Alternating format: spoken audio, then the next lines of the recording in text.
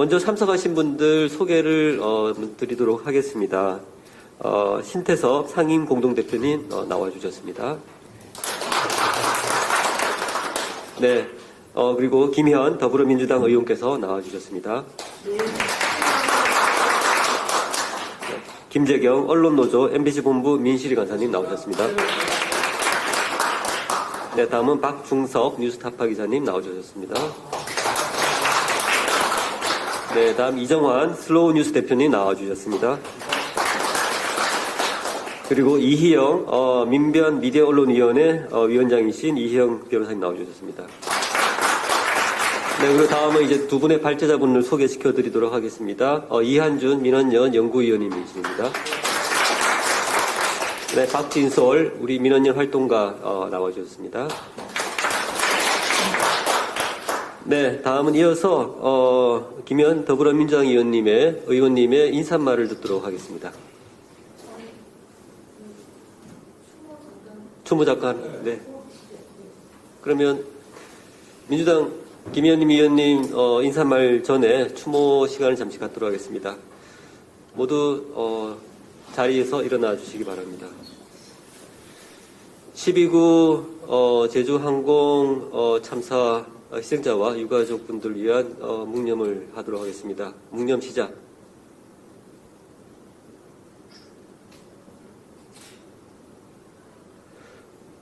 네, 묵념 마치도록 하겠습니다. 네, 자리에 앉아주시기 바랍니다. 네, 이어서 김현 더불어민주당 의원님 인사말 부탁드리겠습니다. 네, 과학기술정보방송통신위원회 간사 김현이고요. 안산시을 국회의원이기도 합니다. 오늘 12.3 내란과 언론이라는 주제로 토론회를 갖게 되었습니다. 사실 저희 과학기술정보통신위원회 소속된 의원님들하고 함께 공동으로 하는 게 마땅한데 4일까지 국가에서 추도기간으로 설정을 해서 소규모로 좀 조용히 하자고 해서 대표로 제가 같이 공동 주최하게 됐다는 점 말씀을 드립니다. 12.3 내란이 발생하고 딱 한 달 되는 날입니다, 오늘이. 사실 대한민국에서 21세기 민주주의가 성숙이 되고 세계 어느 나라보다도 이제 피로써 쟁취된 이 민주주의가 합법적으로 선출된 권력에 의해서 스스로 계엄이라는 전대미문의 사건을 접했고, 이 12월 3일, 10월 27일 계엄을 선포하고 포고령이 발동되고 새벽 1시에 국회에서 계엄 해제 결의안이 처리되는 과정 또한 대한민국이기 때문에 가능하지 않았나 싶습니다. 그 과정에서 시민과 그다음에 저희 당원들과 그리고 언론인들이 현장에서 목숨 걸고 막아냈기 때문에 계엄이 실패로 끝났고 무혈로 정리가 됐습니다. 이번 토론회가 이제 민원연의 우리 이한준 개건연구원과 박진솔 활동가께서 토론을 해주시고, 그리고 언론노조 MBC 본부 민실련 김재경 간사, 뉴스타파 박중석 기자님, 슬로우 뉴스의 이정환 대표님, 그리고 이희영 변호사님, 최영길 교수님 감사드립니다. 사실 이 내란과 언론을 통해서 한편으로는 쿠데타를 막는 데 맨 앞에 선도에서 역할을 해준 점에 대해서는 감사하지만, 또 한편으로는 그럼 언론이 이 내란 보도를 제대로 했느냐, 우리 사회가 안고 있는 소위 말하는 이 진실을 파헤치려는 노력이 있었느냐, 이런 문제에 대해서 심사숙고해서 논의가 좀 이루어졌으면 하고, 아마 시작이다라고 생각을 합니다. 그래서 오늘 언론의 역할이 무엇보다 중요한데, 앞으로도 더더구나 오늘 직전에 지금 이제 철수를 했습니다. 그 철수를 하고 또 언제 체포를 실행할지는 봐야 되겠지만, 여기에서도 가장 중요한 게 이제 언론이 얼마나 윤석열의 그런 내란이 문제가 있고 그것을 해결해야 될 방향에 대해서도 함께 고민해야 되는 지점 같습니다. 오늘 토론회를 통해서 내란뿐만 아니라 앞으로 이 윤석열 그러니까 심판, 그다음에 헌법재판소에서의 진행되는 상황, 그리고 정치권의 역할, 언론의 역할 이런 것들이 수구의 민주주의를 통해서 집단지성이 발현될 수 있도록 기대하며 저 또한 함께 2025년 벽두부터 무거운 주제이지만 대한민국이 보다 발전하고 전 세계에 가장 평화를 사랑하고 평화를 위해서 노력하는 시민들이 있다는 점을 한편으로 알려나가는 그런 출발일 같습니다. 특히 MBC가 있어서 이번 또한 내란을 막아내고 윤석열 정권을 심판하는데 가능하지 않았느냐 이런 시민들의 많은 얘기도 있고 우리 옆에 계신 뉴스타파의 역할도 어느 매체보다도 중요했다, 그리고 의미 있었다고 평가할 수 있을 것 같습니다. 민원연이 그동안 40년인가요? 올해? 네, 41년째, 예, 1년째 됐습니다. 민원연의 역할이 최소화되는 그날이 바로 민주주의의 꽃을 이룬다고 생각이 들고 현장에서 활동과 여러분들의 헌신과 희생에 대해서 정말 많은 박수를 보내고 응원합니다. 많이 고맙습니다. 신태섭 대표님에게도 감사드립니다. 네, 감사합니다. 이상 마치겠습니다. 네. 김의원 더불어민주당 의원님이셨습니다. 다음은 신태섭 민원연 대표님 인사말 들어보도록 하겠습니다.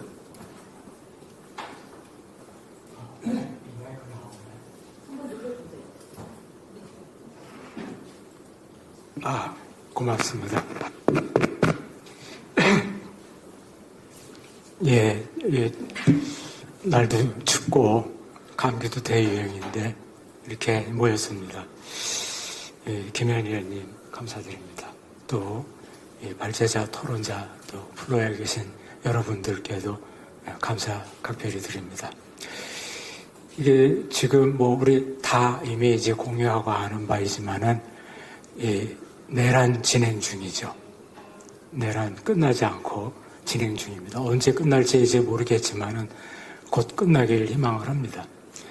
근데 이제 이 내란의 축이 한편으로 보면은 이 민주주의를 염원하는 국민들, 그리고 함께 같이 이렇게 힘을 맞잡고 있는 야당, 민주당, 이렇게 이제 한쪽이고, 다른 한쪽은 이 윤석열 이제 세력이죠. 근데 윤석열 지지자들도 있고 국민의힘도 있고 그런데 그들은 굉장히 막 사분오열되고 응집력이 많이 떨어진 것 같습니다. 그래서 이 내란처럼 보이는 데 있어서 핵심 세력은 윤석열과 극우 유튜버들 이렇게 좀 좁혀진다고 보여집니다. 그 내란이 그 축에서 이 중간에 국민의힘 지지자들, 윤석열 지지했던 사람들 중에서 상당수가 이러지도 저러지도 관망하면서 어떻게 하면 세력을 유지할까 부심하는 그런 구도를 그리고 있습니다. 그럼 이 내란이 언론에서는 어떻게 전개되고 있는가? 과연 전개되고는 있는가? 공식 언론에서. 만약에 언론에서 그 내란이 진행 중이라고 그러면 이건 심각합니다.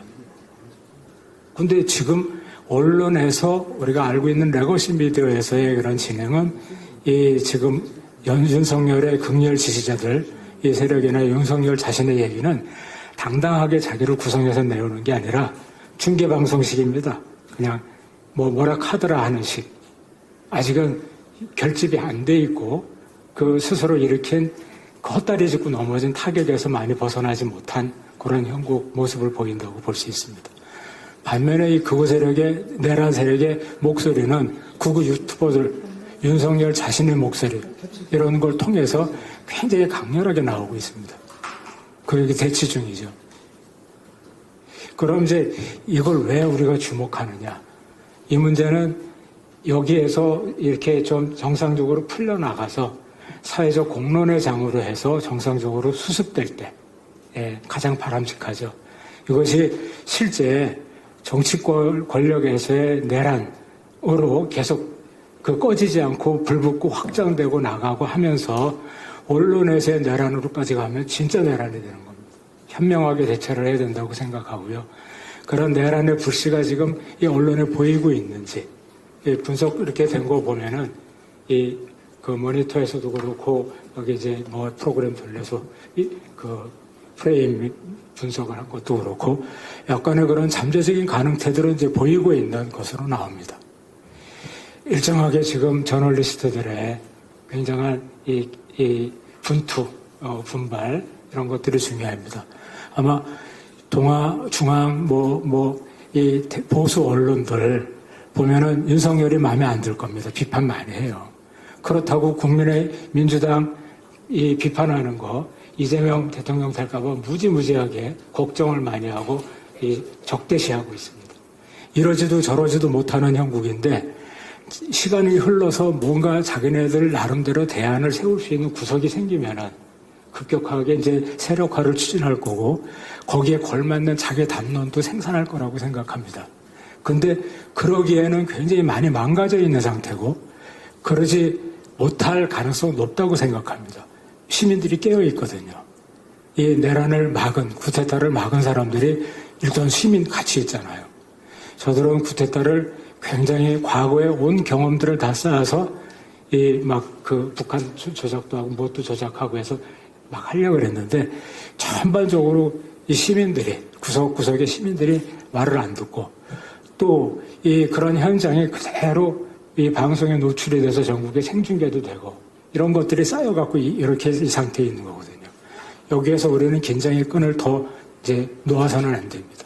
이렇게 됐다고 해서 이게 끝난 게임이 아닙니다. 꺼진 불도 다시 오자. 이게 그냥 꺼진 불이 아니죠. 지금 내연하고 있고 내란 진행 중입니다. 확실하게 계속 잘 지켜보고 그리고 지금 열심히 이 본령을 다하고 있는 언론사들이 굉장히 많이 살아있습니다. 다행히도. 국민도 살아있고 그런 좋은 언론도 살아있습니다. 정당도 살아있습니다. 이 힘들을 모아서 민주주의의 새로운 지평을 이제 우리가 열어나가야 됩니다. 그러한 장구한 그런 어떤 변화의 시작에 우리도 모르는 어느 틈새에 거기에 올라탔다고 생각합니다. 오늘은 언론 얘기이지만은 이 언론의 그 내전이 어떻게 진행되고 있는지는 오늘만이 아니라 앞으로도 계속 체크해야 된다고 생각합니다. 앞으로도 민원연 그 역할에 최선을 다하겠습니다. 감사합니다. 네, 감사합니다. 그럼 행사에 앞서서 우리 기념사진을 촬영을 한 뒤에 토론회를 바로 시작하도록 하겠습니다. 네, 참석해 주신 분들 모두 앞으로 나와주시면 감사하겠습니다.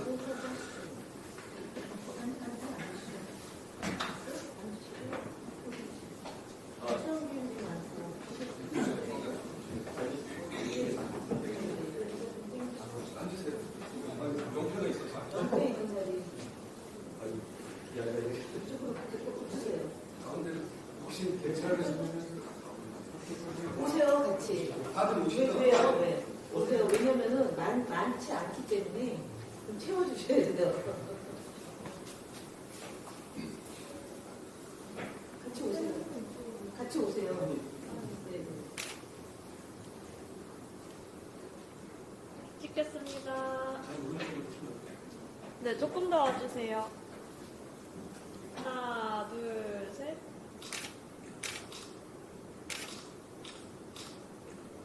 윤석열하고 체포할까요? 제가 윤석열한테 체포를 했어요. 윤석열! 체포! 윤석열! 체포! 윤석열! 체포! 감사합니다. 그럼 이제 토론을 바로 시작하도록 하겠습니다. 발제자, 이한준 발제자분 다음에 박진솔 발제자 이어질 텐데요. 저희가 이 PPT가 있어서 잠시 자리를 좀 일어나야 될 것 같습니다. 옆으로 자리를 좀 옮기도록 할게요. 네.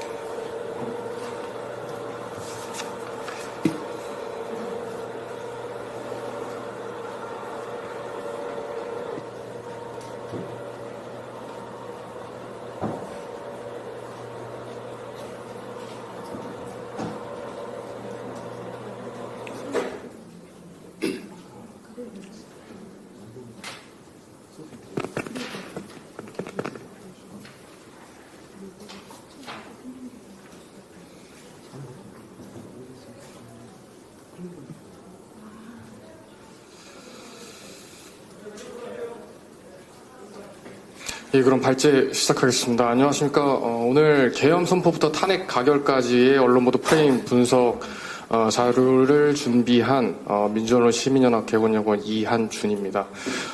사실 이 분석하기 직전에 최영길 정책위원장님께서 연락을 주셔가지고 사태가 이제 급박하고 이게 굉장히 중요한 사태이다 보니까 급하게 이제 좀 자료 분석을 할 필요가 있고, 그래서 아마 저한테 이제 컴퓨테이셔널 분석으로 빅데이터 단위로 분석으로 이제 맡겨주신 것 같습니다. 근데 굉장히 걱정됐던 것 중에 하나는 이제 윤석열 대통령이 12월 3일에 다음과 같이 계엄령 선포를 하고 비상계엄령 포고령을 내렸었는데 정말 걱정됐던 것 하나는 이 계엄을 선포한다는 것은 사실상 민주주의 안 하겠다는 얘기인데, 민주주의와 함께 작동하는 언론의 보도 논조가 차이가 있을까? 모든 언론이 똑같은 논조로 만약에 비판적으로 공격적으로 보도하고 있지 않을까? 그래서 보도 간의 차이를 살펴볼 수 있을까 하는 걱정이 조금 있었습니다. 그래서 언론의 보도를 해석하는 개념을 프레임이라고 한다면 그 프레임의 작동 요소인 가장 작은 단위, 언어부터 시작해서 주제, 그리고 그 다음에 함축 가치들을 살펴보는 방식으로 이제 기획을 했습니다. 그래서 분석이 필요한 이유는 이제 사실 굉장히 간단할 수 있습니다. 비상계엄 사태가 아까 말씀드렸다시피 민주주의 안 하겠다는 것이고, 그래서 언론이 어떠한 프레임 속에서 이번 사태를 제시하고 있는지 보도하고 있는지 확인할 필요가 있습니다. 언론이 공적 담론을 구성하는 것과 함께 이 나라에서 벌어지고 있는 이슈에 대해 공적 성격을 부여하기 때문에 언론이 어떻게 보도하느냐에 따라서 앞으로의 시간에서도 이번 탄핵이 단순한 단발성의 해프닝, 그냥 새벽에 일어났던 잠깐의 해프닝으로 끝날지, 아니면 우리가 민주주의의 발전을 위해서 그리고 민주주의의 회복을 위해서 숙의해야 할 논제로 발전하게 될지가 언론의 보도에 따라 달려 있다고 저는 보았기 때문입니다. 그래서 아까 말씀드린 바와 같이 갬슨과 모디글라이니가 제시했던 하나의 사실을 두고도 서로 다른 뉴스를 만들어내는 뉴스 내용의 줄거리 구성 방식을 프레임이라고 정의할 때 그 프레임을 작동시키는 표현 요소, 주제 구조, 함축 가치를 살펴보고자 했습니다. 연구 문제는 크게 세 가지로 규정을 했습니다. 이번 비상계엄 사태 보도, 언론사마다 어떤 키워드를 중심으로 보도하고 있었는지, 그리고 두 번째는 어떤 보도, 주제를 갖고 기사를 쓰고 있었는지, 그리고 세 번째는 이 123 비상계엄 사태와 관련된 가담자, 공모자, 그리고 비판자, 다양한 행위자들이 있는데 그 행위자들 중에서 누구를 중점적으로 설명하고 있는지에 대해서 살펴보고자 했습니다. 예, 분석 모형은 다음과 같고, 아까 말씀드린 것과 같이 주제 분석과 키워드 분석, 행위자 분석을 하고 있습니다. 그리고 내란 사태가 이게 좀 진행 중이기 때문에 저 왼쪽 상단의 모델을 보시면 제가 12월 3일부터 14일, 12월 15일부터 31일까지 두 구간으로 이제 투 트랙으로 나눠놨습니다. 밑에 15일과 31일은 현재 진행 중에 있는데 탄핵 소추안 가결 전과 후에 대한 분석을 좀 살펴봐야 할 것 같다는 생각이 들어서 그렇습니다. 그래서 이 부분도 앞으로 계속 모니터링과 함께 연구가 지속되어야 할 것이라는 생각이 들고요.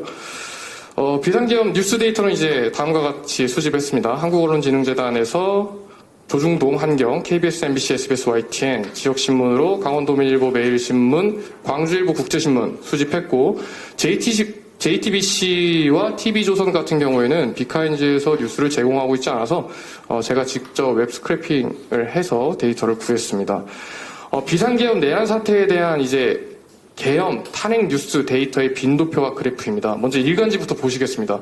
경향신문 1409건, 한겨레 1300건으로 1000건 이상이 보도가 됐습니다. 2주가 안 되는 시간에. 근데 동아일보는 780건이 되고 조선일보도 700여 건, 중앙일보는 조금 많습니다. 1200건인데 이게 언론학에서 언론보도 분석하시는 분들 사이에서 나오는 얘기 중에 하나가 어떤 주제였던 간에 분석을 접근을 하면은 조선일보와 동아일보, 중앙일보의 보도수를 한겨레나 경향이 이겨본 적이 거의 없습니다. 근데 이번 사태 같은 경우에는 경향신문과 한겨레가 더 많고 조중동이 굉장히 소극적인 보도를 한 것이 아닌가 하는 추론에 도달할 수 있었습니다.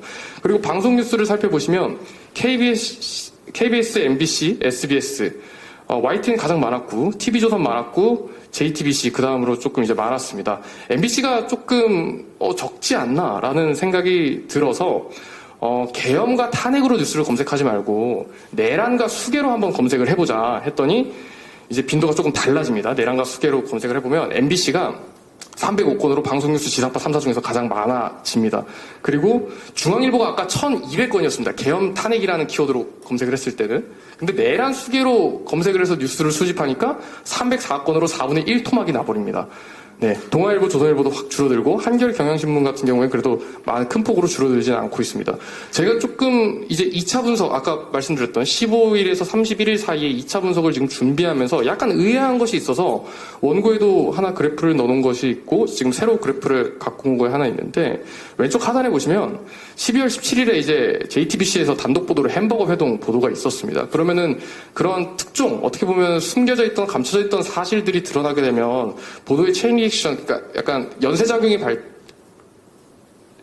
벌어져서 다른 언론사도 그에 대한 후속 보도를 하고 이 특종에 대해서 놓치지 않으려고 하지 않을까라고 판단을 했었는데 의외로 햄버거 회동 이후에도 내란과 수계 보도가 감소하고 있는 것은 앞으로도 좀 민원연에서도 심층적으로 모니터링을 해봐야 하지 않을까 하는 말씀을 드리고 싶어서 갖고 왔습니다. 키워드 분석 결과 본격적으로 좀 시작을 해보겠습니다. 단순 빈도 분석을 했고 TF-IDF 기법이라고 해서 컴퓨터로 언론 보도를 분석할 때 단순 빈도뿐만이 아니라 언론이 실질적으로 어떤 키워드를 주요하게 다루는지를 식별해주는 기법이 있습니다. 동아일보, 중앙일보, 조선일보, 경향신문, 한겨레, 일간지들의 빈도 분석을 해보면은 그렇게 사실 큰 차이는 나타나지 않습니다. 특징적인 것이 있다면 한겨레에서 이제 내란이라는 키워드를 519회나 사용했다는 것이 좀 특징적일 것 같습니다. 그래서 TF-IDF 상위지수 키워드로 살펴보니까 경향신문은 이제 내란을 중요한 키워드로 다루고 있었고 한겨레 같은 경우에는 내란에다가 죄라는 단어까지 결합해서 강도 높게 이제 비판하고 있던 것을 확인해 볼 수 있었습니다. 그러면 내란이라는 단어에 대해서 보수 언론은 어떻게 다루고 있었나? 조선일보는 64회, 동아일보 90회, 중앙일보 92회뿐이 내란을 언급을 안 했습니다. 네. 그래서 이 조중동 합쳐도 한겨레 2분의 1밖에 되지 않아서 굉장히 소극적으로 내란이라는 키워드를 다루고 있었다라고 보여집니다. 다음으로 방송 뉴스 보시겠습니다. MBC는 이제 시민이라는 키워드를 182회 거론하면서 시민 중심적 보도를 많이 했고, YTN 같은 경우에는 그런 점들을 사실 찾아보기가 굉장히 어려웠습니다. 보도 전문 채널이기 때문에 보도량이 굉장히 많음에도 불구하고, 종합편성 채널에서 다루고 있는 수사, 장관, 아마 김용현 장관을 얘기하는 것일 겁니다. 수사나 장관에 대한 키워드도 사실상 굉장히 미흡한 점들이 많습니다. 네. 그리고 MBC에서 TF-IDF로 보면은 MBC는 내란을 중요한 키워드로 이제 다루고 있었습니다. 특징적인 것 중에 하나가 이제 JTBC TF-IDF 지수 맨 마지막 34.5.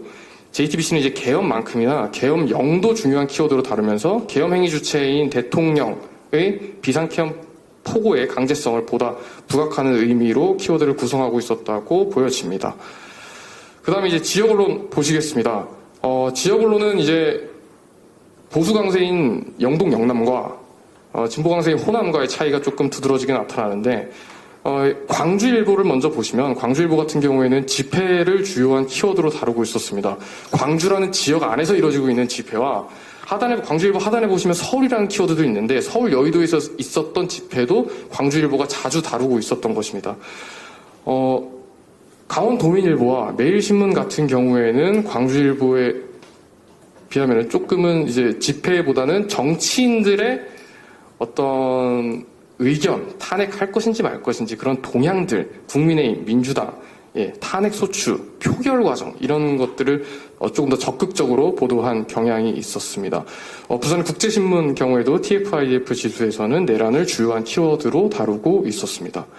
그 다음에 이제 주제 분석을 해보았습니다. 데이터 13,687개를 한꺼번에 통합해서 어떤 주제들이 많이 들어있는지 LDA 토픽 모델링이라는 귀납적인 방식의 주제 추출 기법을 사용했고요. 그 주제 추출 기법에서 17개의 토픽을 확인할 수 있었습니다.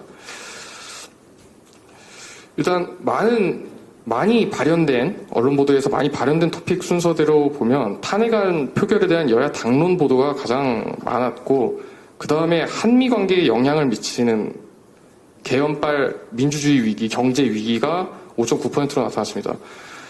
계엄군이 국회에서 헬기 타고 국회에 내려왔던 12월 3일과 4일 사이에 보도가 5.2%로 나타났고, 이제 수사기관들, 검찰, 경찰, 공수처가 내란 혐의자를 수사하겠다는 보도가 7.3%가 나타났습니다.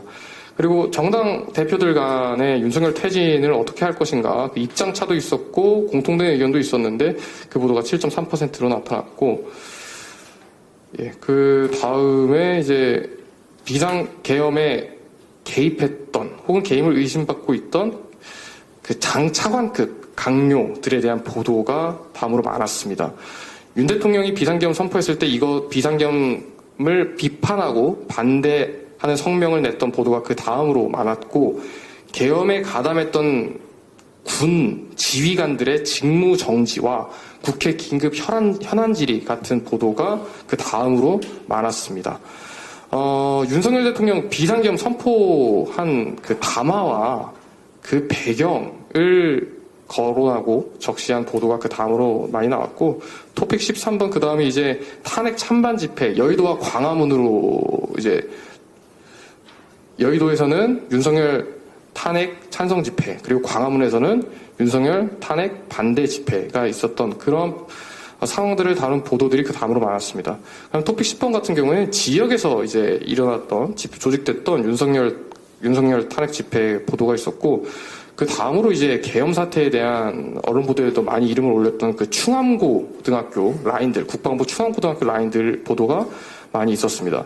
그 다음으로 이제 12월 7일에 국회 본회의 김건희 특검이랑 윤석열 탄핵 소추안, 1차 탄핵 소추안 안건이 올라왔었을 때 보도가 많았고, 그 다음으로 국회 탄핵 소추안 가결이 되고 윤석열 직무정지 됐던 거 보도가 많았습니다. 윤석열 조기 퇴진이 그 다음에 이어졌고, 계엄 후에 또 경제 여파를 진단하는 거, 최상목 경제부총리가 진단하는 보도가 많았고, 국내외 통계조사, 그러니까 해외 언론들을 인용해가지고 로이터 통신이 윤석열 대통령 지지율 최저치로 떨어졌다. 한국 경제는 계엄발 위기에 의해서 코스피가 굉장히 하락장에 있다라는 내용들을 자주 이제 보도를 했습니다.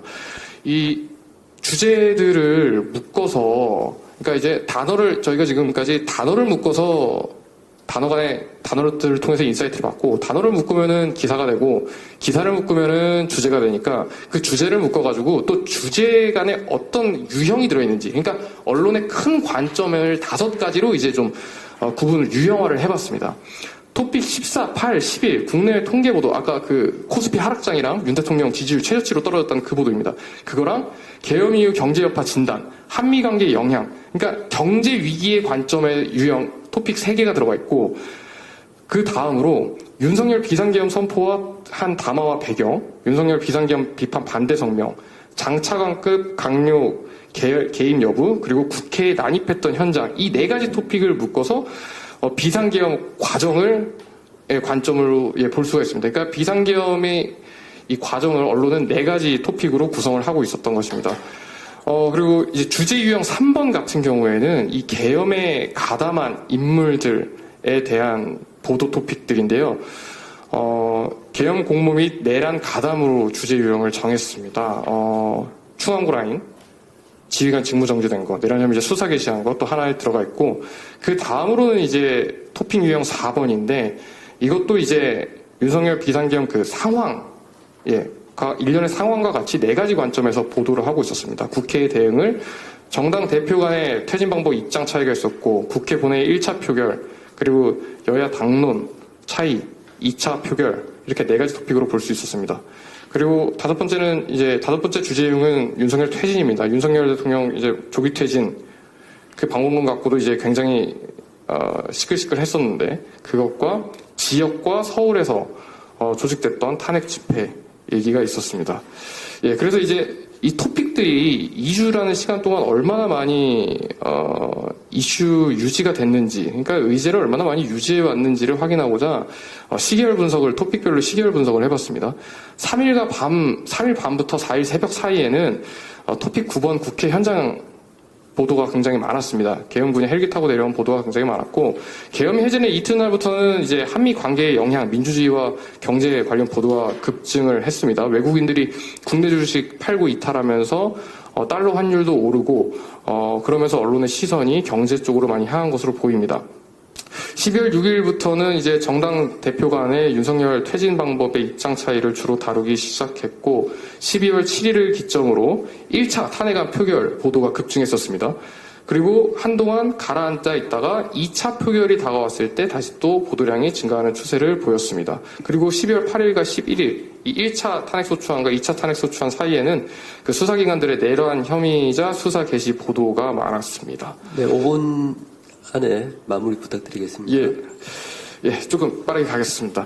그래서 토픽 모델링 이제 언론사가 어느 토픽을 중점적으로 보도했는지 살펴보니까 조중동 같은 경우에는 경제 문제를 굉장히 많이 보도했습니다. 그러니까 비상계엄의 내란 가담 혐의자들에 대한 보도는 사실상 굉장히 적은 수준이고 JTBC가 내란 가담자들에 대한 보도를 굉장히 많이 했습니다. 그래서 미디어 공론장에서 굉장히 지배적인 영향력을 행사하고 있는 조선중앙동아가 이번 비상계엄 사태의 진영적 정파적 유불리를 따져서 시민들의 시선을 돌리려고 하는 것이 아닌가 하는 의문도 갖게 됐습니다. 그 다음에 이제 행위자 의미 연결방 분석 결과입니다. 보수 언론은 트럼프 자주 언급했습니다. 아무래도 미국과 한국 간의 경제 영향을 자주 거론하다 보니까 나온 결과로 보이고요. 진보 언론은 전두환을 자주 거론하는, 전두환을 다시 소환하는 특징을 보였습니다. 탄핵 찬성했던 김상욱은 진보 언론에서 더 주요하게 다뤄졌습니다. 아무래도 보수 언론에서 다루기에는 그 리스크가 조금 컸던 것 같습니다. 그다음 방송 뉴스에서는 지상파 방송들이 공통적으로 전두환을 거론하는 반면 종합 편성 채널들은 정치인들 간의 관계를 더 주요하게 다뤘습니다. MBC, KBS, SBS 충암고 라인도 자주 다뤘고 지역 뉴스 보시겠습니다. 지역 뉴스는 조금 특색이 두드러집니다. 강원도민일보 같은 경우에는 춘천시 의원이죠. 허영 국회의원 자주 특징적으로 나타나고 있고 광주일보 같은 경우에는 전두환이 굉장히 주요하게 언급되고 있고 조국 전 의원 굉장히 높은 수준에서 다뤄지고 있었습니다. 그리고 김영미 5월 어머니 집 관장도 자주 거론되고 있다는 그 지역 저마다의 특색을 보여주고 있었습니다. 그리고 행위자 연관어 분석을 좀 수행해봤습니다. 보수와 진보라는 두 정치 진영에서 수장격인 윤석열 대통령 그리고 이재명 대표, 보수 언론과 진보 언론들은 이 둘을 어떻게 다루고 있을까, 어떤 단어를 관련지어서 보도하고 있을까를 살펴봤습니다. 차이점이 조금 두드러지는데 보수 언론의 이재명 관련 키워드는 굉장히 그 수위가 남다릅니다. 미치광이, 광기, 전체주의, 잔머리, 소나기, 왕정, 쿠데타, 난입, 이 중에서는 이제 이재명 대표가 윤석열 대통령 향해서 했던 발언들도 있습니다. 그래서 그러한 발언들을 보수 언론이 집중적으로 보도함으로써 이재명 대표에 대한 반발력과 공격성을 보수 지지자들에게 계속해서 유도하고 자극하고 있는 것은 아닌가 하는 의문이 있고요. 진보 언론 같은 경우에는 이제 탄핵 드라이브를 자주 이재명 대표가 주도적으로 가고 있는 탄핵 드라이브 자주 보도하는 반면 이재명 지키기 관련된 키워드들도 자주 나타났다고 보여집니다. 무죄나 이제 그런 쪽이 이에 해당합니다. 그리고 윤 대통령 보도 살펴보면은 보수 언론이 이재명 대표 보도할 때와의 수위와는 굉장히 차원이 다른 약간 굉장히 중립적이라고밖에 볼 수 없는 연관어들을 구성을 하고 있었습니다. 그리고 진보 언론의 윤석열 보도 단어들은 이제 탄핵 드라이브에도 여전히 초점이 맞춰져 있는 것을 확인할 수가 있었습니다. 그래서 이제 비상계엄 내란 사태, 아까 처음에 제가 말씀드린 것과 달리 언론 보도에서도 보수 언론과 진보 언론 간의 차이가 명확하게 드러나고 있습니다. 보수 언론은 경제에 집중하고 국민의힘의 미래, 향방, 존폐에 대해서 다루고 있다면 진보 언론은 내란과 내란죄에 조금 더 초점을 맞추고 있습니다. 방송 뉴스에서도 YTN과 KBS가 조금은 소극적인 보도를 보이고 있는 것 같아서 이에 대한 우려도 사실 조금은 듭니다. 주제적 프레임이라는 요소들을 갖고 언론부도 비상기한 분석을 했는데 추가적인 분석이 계속 더 필요하고 앞으로도 모니터링이 함께 해야 할 것 같다는 생각이 듭니다. 계엄과 탄핵을 둘러싼 언론의 보도에 대한 비판적 논의가 필요할 것으로 보입니다. 많은 비판적인 논의와 토론을 부탁드리도록 하겠습니다. 시간이 조금 지난 것 같아서 죄송합니다. 감사합니다. 네, 수고하셨습니다. 다음은 박진솔 활동가님의 발표 듣도록 하겠습니다. 네, 5분 시간 드리도록 할게요. 네, 목소리 잘 나오네요. 저는 부발제니까 부담 없이 잘 들어주셨으면 좋겠고요. 그동안 민원연이 정리했던 입장을 중심으로 말씀드리겠습니다. 12.3 내란 수사 언론보도 상당수는 내란죄 수사권이 없는 검찰발 보도에 편중이 됐습니다. 검찰청법 개정 이후에 내란죄는 검찰의 직접 수사 대상에서 제외됐습니다. 법률상 수사권이 없는데도 검찰의 윤석열의 직권남용 관련 범죄라거나 검찰 공무원이 관련됐다는 이유로 내란죄 수사에 착수를 했는데요. 언론은 권한 없는 검찰의 내란죄 수사를 충분히 비판하지 않고 검찰발 수사를 받아쓰거나 마치 경마식 중계를 하듯이 검찰, 경찰, 공수처 수사 경쟁을 부각하는 보도로 일관했습니다. 민원연은 12.3 내란 직후인 2024년 12월 4일부터 경찰, 공수처, 국방부 공조수사본부 출범 전날인 12월 10일까지 7일간 신문 지면 그리고 방송 뉴스를 대상으로 포털 사이트 네이버에서 검찰로 검색한 뒤에 기사 총 499건을 분석했습니다. 검찰발 수사를 받아 쓰거나 수사 경쟁을 강조한 보도는 YTN, 연합뉴스TV에서 압도적이었고요. 공영방송 KBS, MBC에서도 두드러졌습니다. 폭발적으로 급증한 검찰발 보도에서 권한 없는 검찰의 내란죄 수사를 비판하거나 수사 과정의 문제점을 심도 있게 짚어본 기사는 찾아보기 어려웠는데요. 압도적 검찰발 보도를 낸 YTN과 연합뉴스TV는 검찰 특수본 주말 전원 출근, 비상계엄 수사 속도 등의 보도를 반복하면서 검찰 노력을 강조하는 데 집중을 했습니다. 더불어서 12.3 내란의 핵심 피의자인 김용현 측 변호인단은 2024년 12월 26일 기자회견을 열었죠. 기자회견에 앞서 MBC, JTBC 등을 비롯해서 특정 언론의 취재 불허를 통보했습니다. 언론 자유 침해는 물론이고 입맛에 맞는 언론만 골라서 내란 세력의 스피커로 삼겠다 이런 의도를 버젓이 드러낸 건데요. 민원연이 포털사이트 네이버에서 마찬가지로 2024년 12월 25일에 김용현 씨 변호인단이 특정 언론의 취재 불허 입장을 밝힌 직후부터 기자회견 당일인 12월 26일 오후 2시까지 검색어 김용현으로 검색을 했습니다. 취재 불허 문제를 보도한 언론은 41곳인데요. 이 중에서 기자회견 이전에 해당 문제를 비판적으로 지적한 곳은 MBC와 JTBC를 비롯해서 단 12곳이었습니다. 김용현 변호인단이 일방적인 주장을 했는데 이걸 그대로 퍼나르면서 내란 세력 스피커 노릇을 한 언론은 80여 곳이었습니다. 변호인단 의도대로 이들의 주장을 검증이나 비판 없이 실시간으로 그대로 전한 건데요.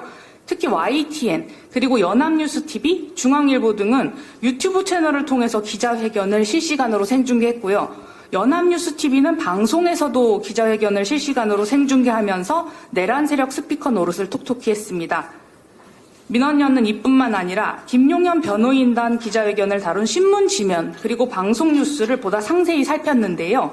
그중에 눈에 띄는 신문 보도와 방송 뉴스가 하나씩 있었습니다.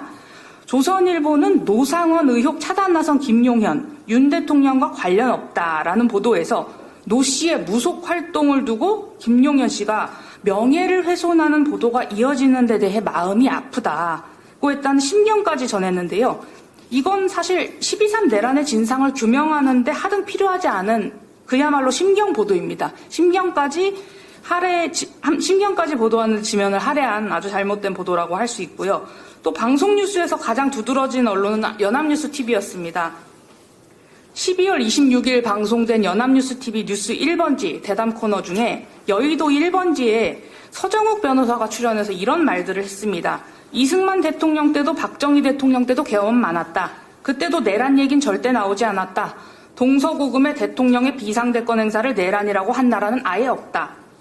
이런 식으로 서정욱 씨가 김용현 씨 입장을 일방적으로 옹호하면서 12.3 내란 사태가 내란이 아니라는 궤변을 길게 주장하는데도 진행자는 전혀 제지하지 않았습니다. 이러한 언론 보도를 보면서 민원연이 생각한 것이 있고요. 제언하고 싶은 것이 있습니다. 언론은 검찰발 내란죄 수사 보도의 늪에서 벗어나야 하고요. 경찰, 공수처, 국방부 조사본부가 구성한 공조수사본부 등 다양한 수사기관의 수사 내용을 객관적이고 비판적으로 보도해야 합니다. 그리고 내란 수계, 내란 공동정범 등 핵심 피의자 주장을 아무런 검증과 비판 없이 실시간으로 기사하고 생중계하는 것은 내란 동조, 방조, 선전, 선동행위나 다름없다는 것을 부디 명심하고 보도해야 하고요. 또 12.3 내란, 그리고 곧바로 대통령 윤석열의 탄핵 심판으로 이어진 이렇게 혼란한 정세 속에서 언론이 내란 세력의 스피커 노릇은 즉각 중단하고 시민의 편에서 시민의 눈으로 사실보도와 진실 추구라는 저널리즘 본령에 더욱 집중해야 할 때가 아닌가 이렇게 생각을 해봅니다. 네, 이상입니다. 네, 감사합니다. 저기 발제자와 토론자분들 앞으로 좀 나와주시기 바랍니다.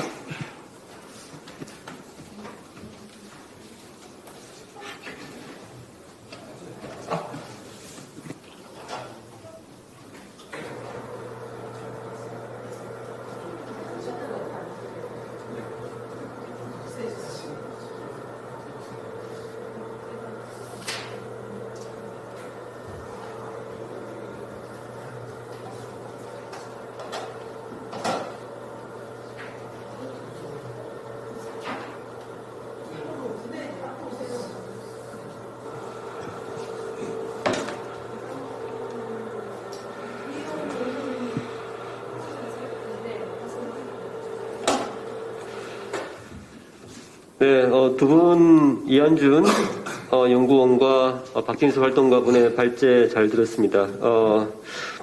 짧게 사회 멘트하고 바로 토론으로 넘어가도록 하겠습니다. 오늘 내란 수계 피의자 윤석열의 체포영장 집행이 중단되었다고 합니다. 조금 전에 속보로 나왔는데요. 내란이 여전히 진행 중인 것 같습니다. 그래서 오늘 보도 급하게 몇 개 살펴보았습니다. 오늘 나온 보도입니다. 조선일보, 민주노총, 윤석열 체포 철야투쟁 지침 내려라는 보도가 나왔습니다. 한국경제, 검찰대 수석 엘리트 윤호위무사 박종준 경호처장은 누구인가? 통신사인 뉴스원, 윤측 오늘 체포 못할 것 확신, 공수처 정말 미친 듯 설쳐라는 제목으로 보도가 나왔습니다. 내란이 여전히 진행 중인 이유가 다시 한번 나타나는 것 같습니다. 내란은 국가 존폐가 걸린 국가 사태이고 그 수계의 영장 집행이 중단된 상황에서 체포영장을 민노총의 지침과 연결시키는 조선일보의 정쟁화 프레임이 작동하기 시작한 것 같습니다. 특수공무원 집행방해죄에 해당하는 범죄자를 윤호위무사로 용화하는 프레임도 나왔습니다. 극우 세력을 결집시키는 프레임 중에 하나라고 볼 수 있을 것 같습니다. 내란 당사자 입장을 중계방송하는 내란 정당화 프레임 지속되고 있는 것 같습니다. 이것이 오늘 하루 나온 12.3 내란 사태 언론 보도의 현실입니다. 내란은 어떻게 보면 지금 국가 위기의 원인이 아니라 내란은 어떻게 보면 결과인 것 같아요. 왜냐하면 이미 이런 언론들 보면 민주주의는 전복된 상태였던 것 같습니다. 내란은 이런 민주주의가 전복된 상태에서 나온 하나의 현상이 아닐까라는 생각마저 듭니다. 오늘 토론회를 통해서 언론의 내란 보도가 어떠했는지 살펴보고 논의하다 보면 전복되어 있는 민주주의 상태가 더욱 또렷이 보이지 않을까 생각됩니다. 네, 토론 시작하도록 하겠습니다. 토론은 가나다 순으로 시작하도록 하겠습니다. 먼저 김재경 언론노조 MBC본부 민실위 간사님 부탁드리겠습니다. 네, 언론노조 MBC본부 민실위 간사 김재경입니다. 토론에 앞서서 한 가지 원칙을 정해야 될 것 같아요. 언론사에는 저마다 방송 강령이라는 게 있습니다. 방송국의 경우에. 방송법에 근거해서 그 방송사의 보도가 어떤 방향성을 띄어야 하는가를 어떤 총체적으로, 원론적으로 한 얘기인데, MBC에는 방송 강령 중에 가장 중요한 것이 민주주의 발전에 이바지한다라는 항목이 있습니다. 언론이 권력을 감시하고 사회적 약자의 목소리를 대변하고 다원주의를 지향하고 이런 것들이 근본적으로 총체적으로 향하는 지향점은 민주주의 사회를 지키고 발전시키는 데 있죠. 그 원칙에서 봤을 때 이번 사태는 윤석열과 윤석열의 친위 충암고 세력들이 대한민국 민주주의를 뒤집어서 전복시키려고 했던 행위다. 이렇게 규정을 할 수밖에 없을 것 같고, 그런 의미에서 언론 보도에 있어서 이게 내란이냐 계엄이냐, 아니면 이게 뭐 탄핵이 중요하고 이게 여야 뭐 정치적 셈법이 어떻냐, 이런 것들은 용납돼서는 안 되는 것 같습니다. 내란과 민주주의 사이에 중립은 없는 것이죠. 민주주의를 수호하는 것이 언론의 역할이라고 한다면 내란은 민주주의를 심대하게 위협하는 행위고, 내란 사태를 계엄이라고 약간 마사지를 하는 것, 그리고 여야 간의 어떤 대치로 방향을 트는 것, 이런 것들은 저 역시도 내란에 동조하는 행위다, 언론으로서 하지 말아야 될 행위다라는 원칙을 말씀드리고 싶고요. 이번에 저희 MBC 특보나 MBC 뉴스데스크도 문제가 없는지 계속 모니터링을 해왔습니다. 그 모니터링하는 과정에서는 이제 YTN이나 뭐 JTBC, 뭐 채널A, TV조선 종편 업체도 같이 보고, 당연히 KBS나 SBS 이런 지상파 업체도 같이 비교하게 되는데요. 모니터를 하면서 느낀 점이 있습니다. 이제 이런 어떤 지금 이한준 연구위원님께서 그리고 박진수 활동가님께서 말씀해 주셨지만, 이 일련의 어떤 보도의 흐름들이 어떤 정치적 목적을 띠는 것이 아닌가라는 의심을 하게 되더라고요. 그걸 정리해보면 내란이라는 거를 계엄으로 마사지를 하고, 또 탄핵을 강조하면서 이번 사안을 마치 어떤 여야의 정치적 대립으로 몰고 가려는 의도, 그래서 이것이 진보 보수의 어떤 경로내장이다, 이렇게 마사지를 하는 행위는 근본적으로는 윤석열이 자행한 이 대한민국을 위기로 몰아넣은, 뭐 경제도 힘들고 뭐 민생도 힘들고 근본적으로 민주주의가 위협받고 있는 이 사안을 마치 윤석열의 잘못에서 슬쩍 덜어내서 여야의 정치적 대립으로 몰고 가려고 하는 것이 아닌가, 이런 느낌을 굉장히 강하게 받았습니다. 뭐 예를 들자면, 사실 내란과 계엄, 이것이 어느 게 용어가 맞냐, 내란이 명백합니다. 왜냐하면 지상파는 물론이고 종편도 마찬가지고 각종 유튜브 생방송을 통해서 전 국민이 목격자인 사건이에요.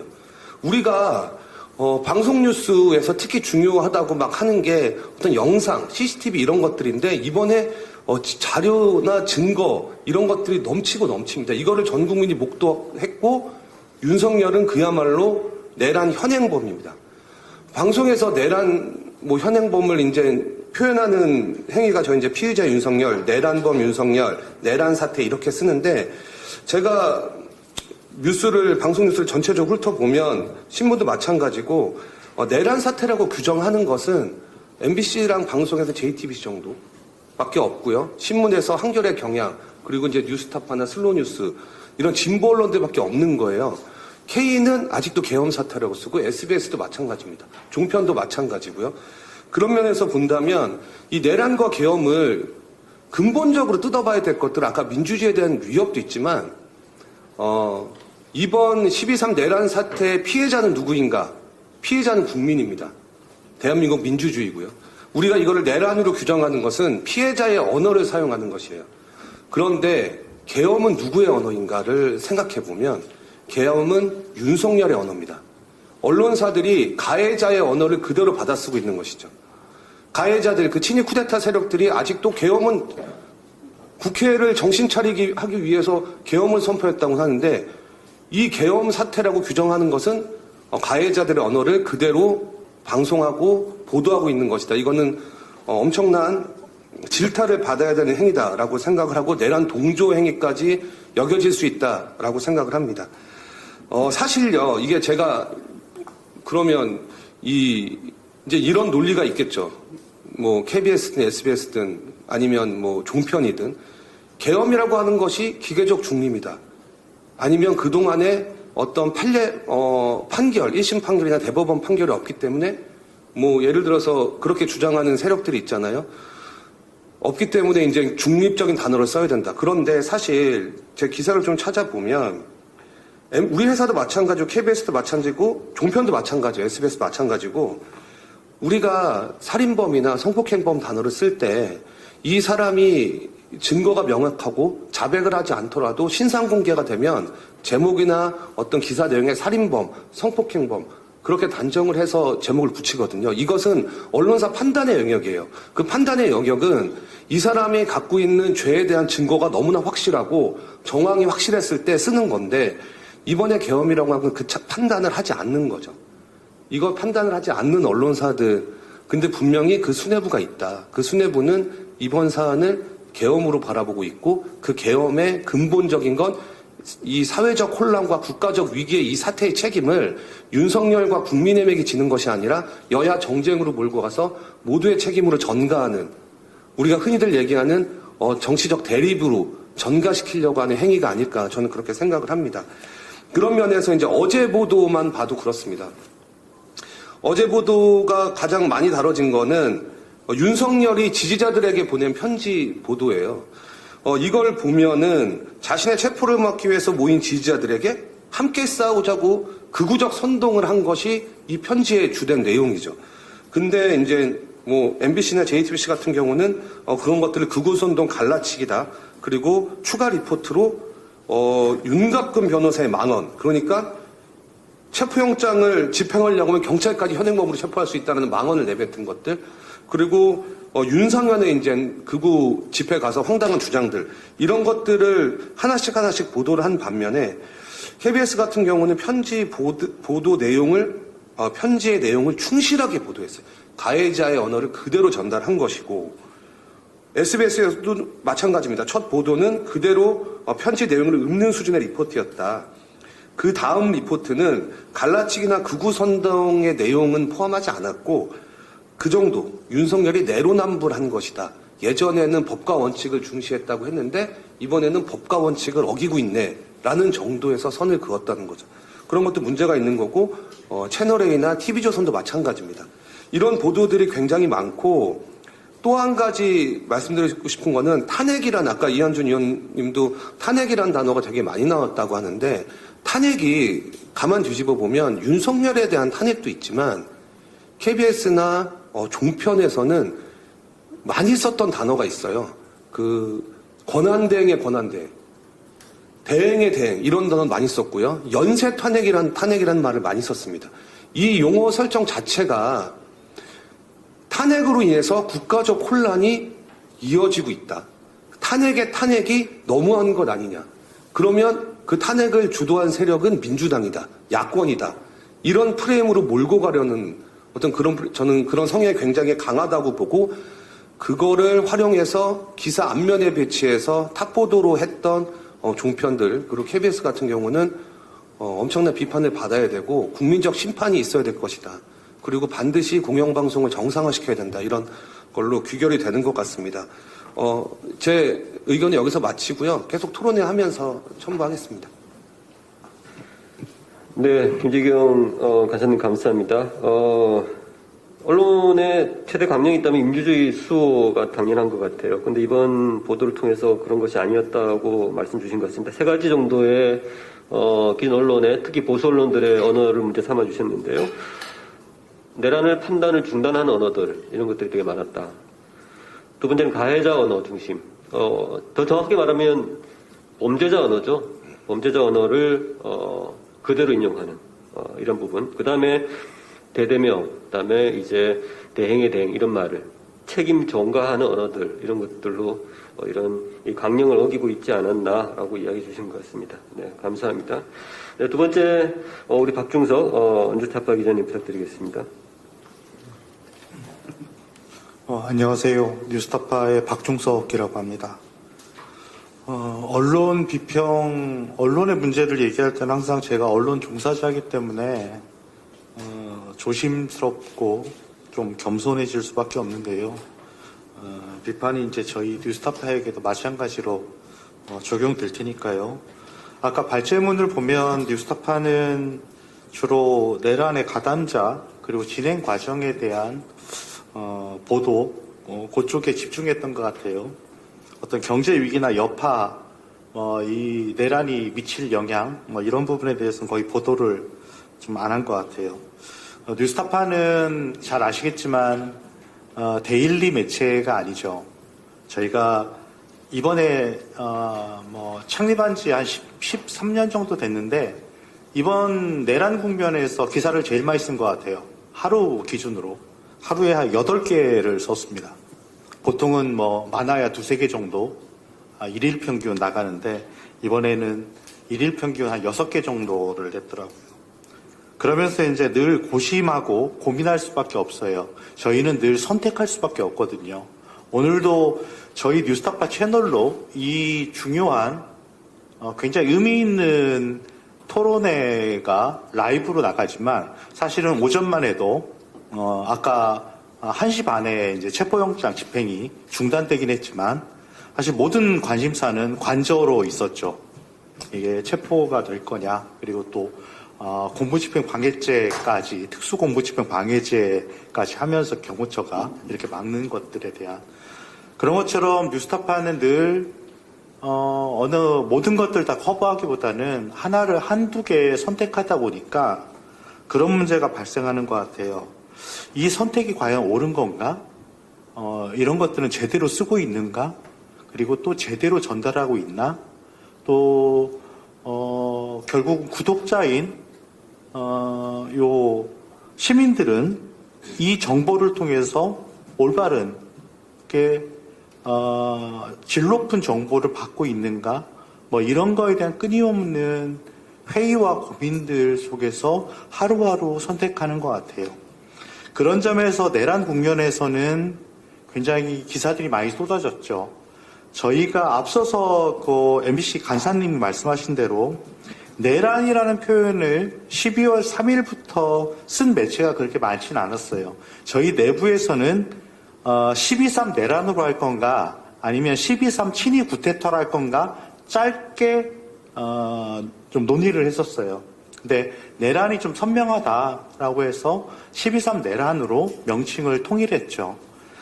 사실은 이제 명칭이라는 부분들은 그 사안에 대한 본질, 그리고 그게 뉴스룸이 뭘 바라보고 있는가, 그리고 뭘 전달하고 있는가, 그리고 제대로 짚고 있는가, 이런 것들을 다 함축적으로 전달하고 있는 것 같아요. 또 하나는 이 국면이 원래는 뉴스라고 하는 게 모든 뉴스들이 다 공론장에 다양하게 올라오고 원칙대로라면 그런 것들이 소비자인 시민들이 다 판단하고 물론 어떤 미디어 리터러시 문제가 좀 나서겠지만 그리고 그런 것들에 자연스럽게 걸러지는 어떤 자율적인 그런 것 속에서 건강한 어떤 공론이 생산되고 또 재생산되고 또 죽고 이런 과정들인데 사실은 이게 지금 내란 국면은 이게 아주 극히 예외적인 국면이라는 거죠. 이를테면 언론도 민주주의 하에서 민주주의 체제 하에서 존재 가능하고 민주주의를 더 성숙하게 만들기 위해서 언론이 필요한 건데 그래서 권력 감시도 필요하고 공직 감시도 필요한 건데 이게 극히 예외적인 상황들, 그러니까 반민주적인 상황들. 이를테면 제가 언론사 시험 준비를 할 때 이런 얘기를 많이 들었어요. 5.18 광주 민주화운동 당시에 수많은 기사들을 보면서 그러면 신군부와 광주 시민을 반반으로 쓸래? 너희는 그런 부분에서 판단을 안 하냐? 이런 부분이에요. 이게 정상적인 언론이라면 5대5로 갈 수도 있겠죠. 근데 그 광주 상황이 과연 정상적인 상황이었냐라는 거죠. 그 당시에 80년 광주가. 그게 민주주의 상황이 아니었다라는 거는 누구나 다 알고 있는 사실이잖아요. 지금 저는 12.3 내란도 마찬가지라고 봐요. 지금도 내란이 진행 중인 거고 그런 상황에서 아주 극히 예외적인 비상국면, 비정상적인 국면 하에서의 언론은 그러면 그 언론이 가지고 있는 기존의 저널리즘 교과에서 얘기하는 편집의 원칙, 뉴스 가치의 원칙, 사실과 의견의 분리 이런 것들이 올바르게 적용하는 게 맞는 거냐라는 생각이 들어요. 그러면서 예를 들면 탄핵 반대자들의 목소리를 내는 거, 그리고 내란 가담자들의 흔히 말하는 범죄자들의 목소리를 내는 거, 그런 스피커가 있으니 뭐 내주는 게 괜찮지 않는가? 이런 부분들이 정상과 비정상, 민주주의가 실현되고 있지 않은 현실에서는 어떻게 할 거냐, 언론이. 이 부분에 대해서는 극히 언론인들의 판단이 무엇보다 중요한 것 같아요. 왜냐하면 지금은 저는 특수한 상황이라고 생각이 들어요. 정상적인 민주주의 체제 하에서의 공론장에서의 여러 가지 저널리즘의 원칙과 언론인의 윤리와 자세의 문제는 조금은 너무 한가한 이야기다라는 생각이 들어요. 그런 점에서 보면은 최근에 저는 한 두 가지 정도만 얘기하고 마칠 것 같은데요. 내란 수계 피의자 윤석열의 탄핵 직후에 탄핵안 가결 직후에 검찰발로 그런 기사가 두 개가 나왔어요. 하나는 명태균의 선거 브로커 명태균의 황금폰을 찾았다. 또 하나가 그 비선 실세로 의혹을 받고 있는 초기에 건진법사를 압수수색했다. 상당히 의미 있는 내용이었어요. 이게 검찰발로 나왔는데요. 만약에 이게 어떻게 보면 단독 기사고 기사가 의미가 있을 수도 있겠죠. 하지만 제가 만약에 이 기사 소스를 검찰로부터 받았을 때 과연 이 기사를 쓸 것인가? 이 검찰은 이거를 어떤 의도로 줬을까? 기자에게. 그리고 이 기사가 나왔을 때 검찰은 어떤 수혜 혹은 어떤 의도를 가지고서 향후에 할 것인가? 이런 부분에 대한 특히 소스의 문제에서 이번에 내란 수사 관련해서 검찰이 여러 가지로 얘기했던 언론 플레이 과정들을 사실은 언론이 그냥 무분별하게 받아줬어요. 그냥 검찰이라고 하는 우리 사회의 전통적인 신뢰 있는 집단이나 이유 하나만으로 사실은 이야기가 별로 안 되는데 직권남용을 타고 넘어서 수사가 가능하다. 내란죄 수사가 뭐 이런 식의 몇 가지 단계의 비약인데도 불구하고 그런 것들을 그냥 검찰의 어느 검찰이 주장했다라는 이유로 또 수사가 이루어진다는 이유로 그냥 비중 있게 다뤘던 측면들, 그런 점에서 무비판적인 보도들, 그리고 그런 보도들이 과연 가장 중요한 언론이 민주주의에 복무해야 되는 상황인데 민주주의가 지금 막혀있는 내란 진행 국면인 비정상적인 국면에서의 언론은 어떤 역할을 해야 되는지 2025년 1월 달에 이 부분은 어떻게 보면은 80년 5월과도 비슷한 상황이라는 생각이 들어요. 그런 점에서 언론인들의 분발이 더더욱 필요한 게 아닌가라는 생각이 듭니다. 이상 마치겠습니다. 네, 뉴스타 박중석 기자님 감사합니다. 이런 말씀을 주신 것 같아요.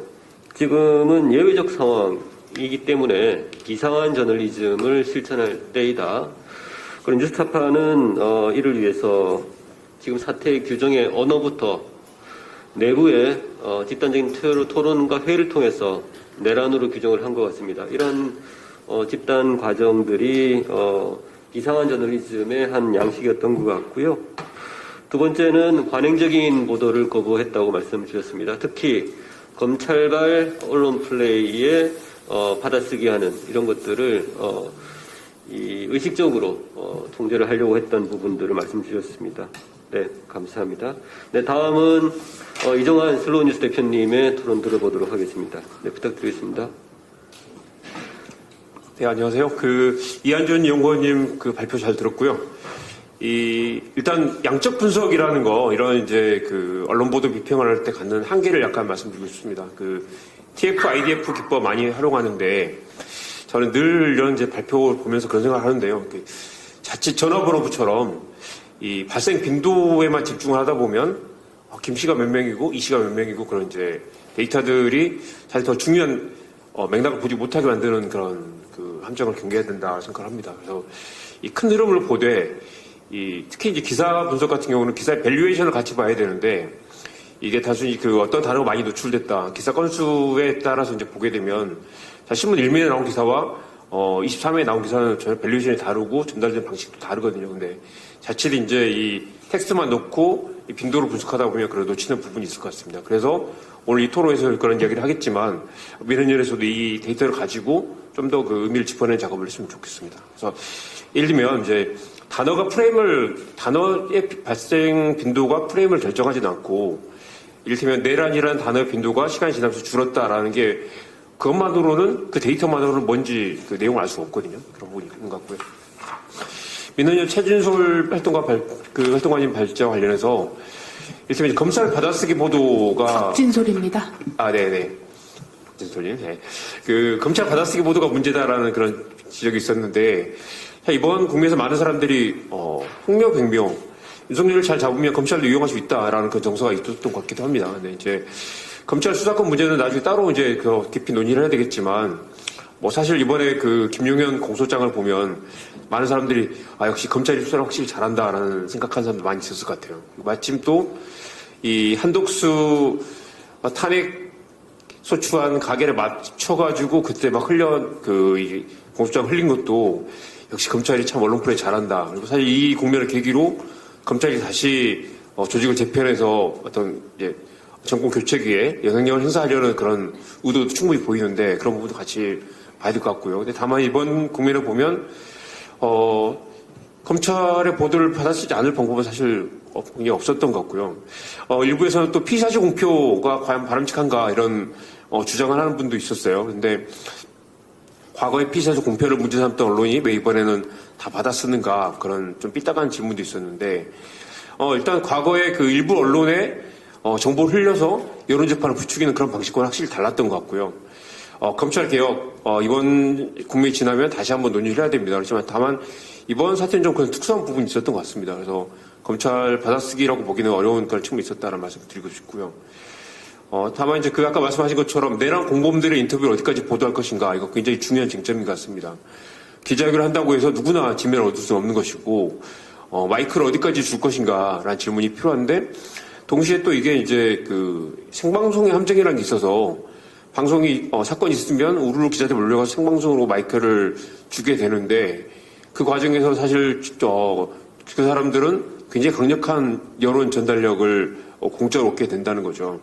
이를테면 대통령이 어떻게 내란을 하느냐라는 같은 주장을 의견으로 다루면 매우 위험하죠. 단순히 소개하는 것으로 그쳐서는 안 되고 반드시 비판과 반론을 붙여야 되고요. 인용하는 것으로 그치는 순간에 그들에게 마이크를 주는 것이 되기 때문에 매우 위험하다고 생각합니다. 한국은 지금 내전 상황이고요. 이게 시민의 승리로 끝나겠지만 탄핵 이후 한국 사회가 어디로 갈 것인지를 같이 논의해야 될 그런 상황이라고 생각합니다. 최근에 보면 탄핵 직전에 박근혜의 지지율은 4%였는데 윤석열 지지율은 11%였습니다. 새누리당 지지율이 당시 29에서 15로 빠졌는데 국민의힘 지지율은 32에서 24로 빠지는데 그쳤습니다. 탄핵 가결은 8년 전에 234표였는데 이번에는 204표였죠.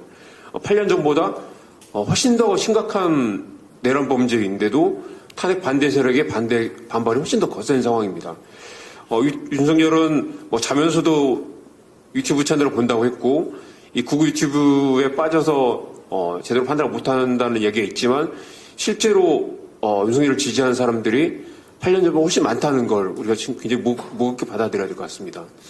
그래서 단순히 극우 유튜브나 알고리즘의 문제도 있겠지만 국민 30% 가까운 사람들이 탄핵을 반대한다, 탄핵 인용을 반대한다라는 것도 현실입니다. 우리가 같은 하늘 아래 살지만 민주주의의 핵심 가치를 공유하지 않고 있다는 사실을 무겁게 받아들여야 한다고 생각합니다.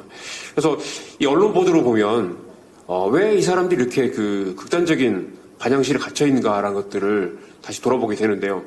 가장 대표적인 프레임은 지금 탄핵을 하면 이재명이 대통령이 된다라는 프레임이 보수 언론에 반복적으로 등장합니다. 중앙일보는 며칠 전에 탄핵은 옳지만 사법 리스크 큰 사람에게 어부지를 주는 결과가 돼서는 안 된다라는데 많은 국민들이 동의하고 있다라는 식의 기사를 흘리고 있고요.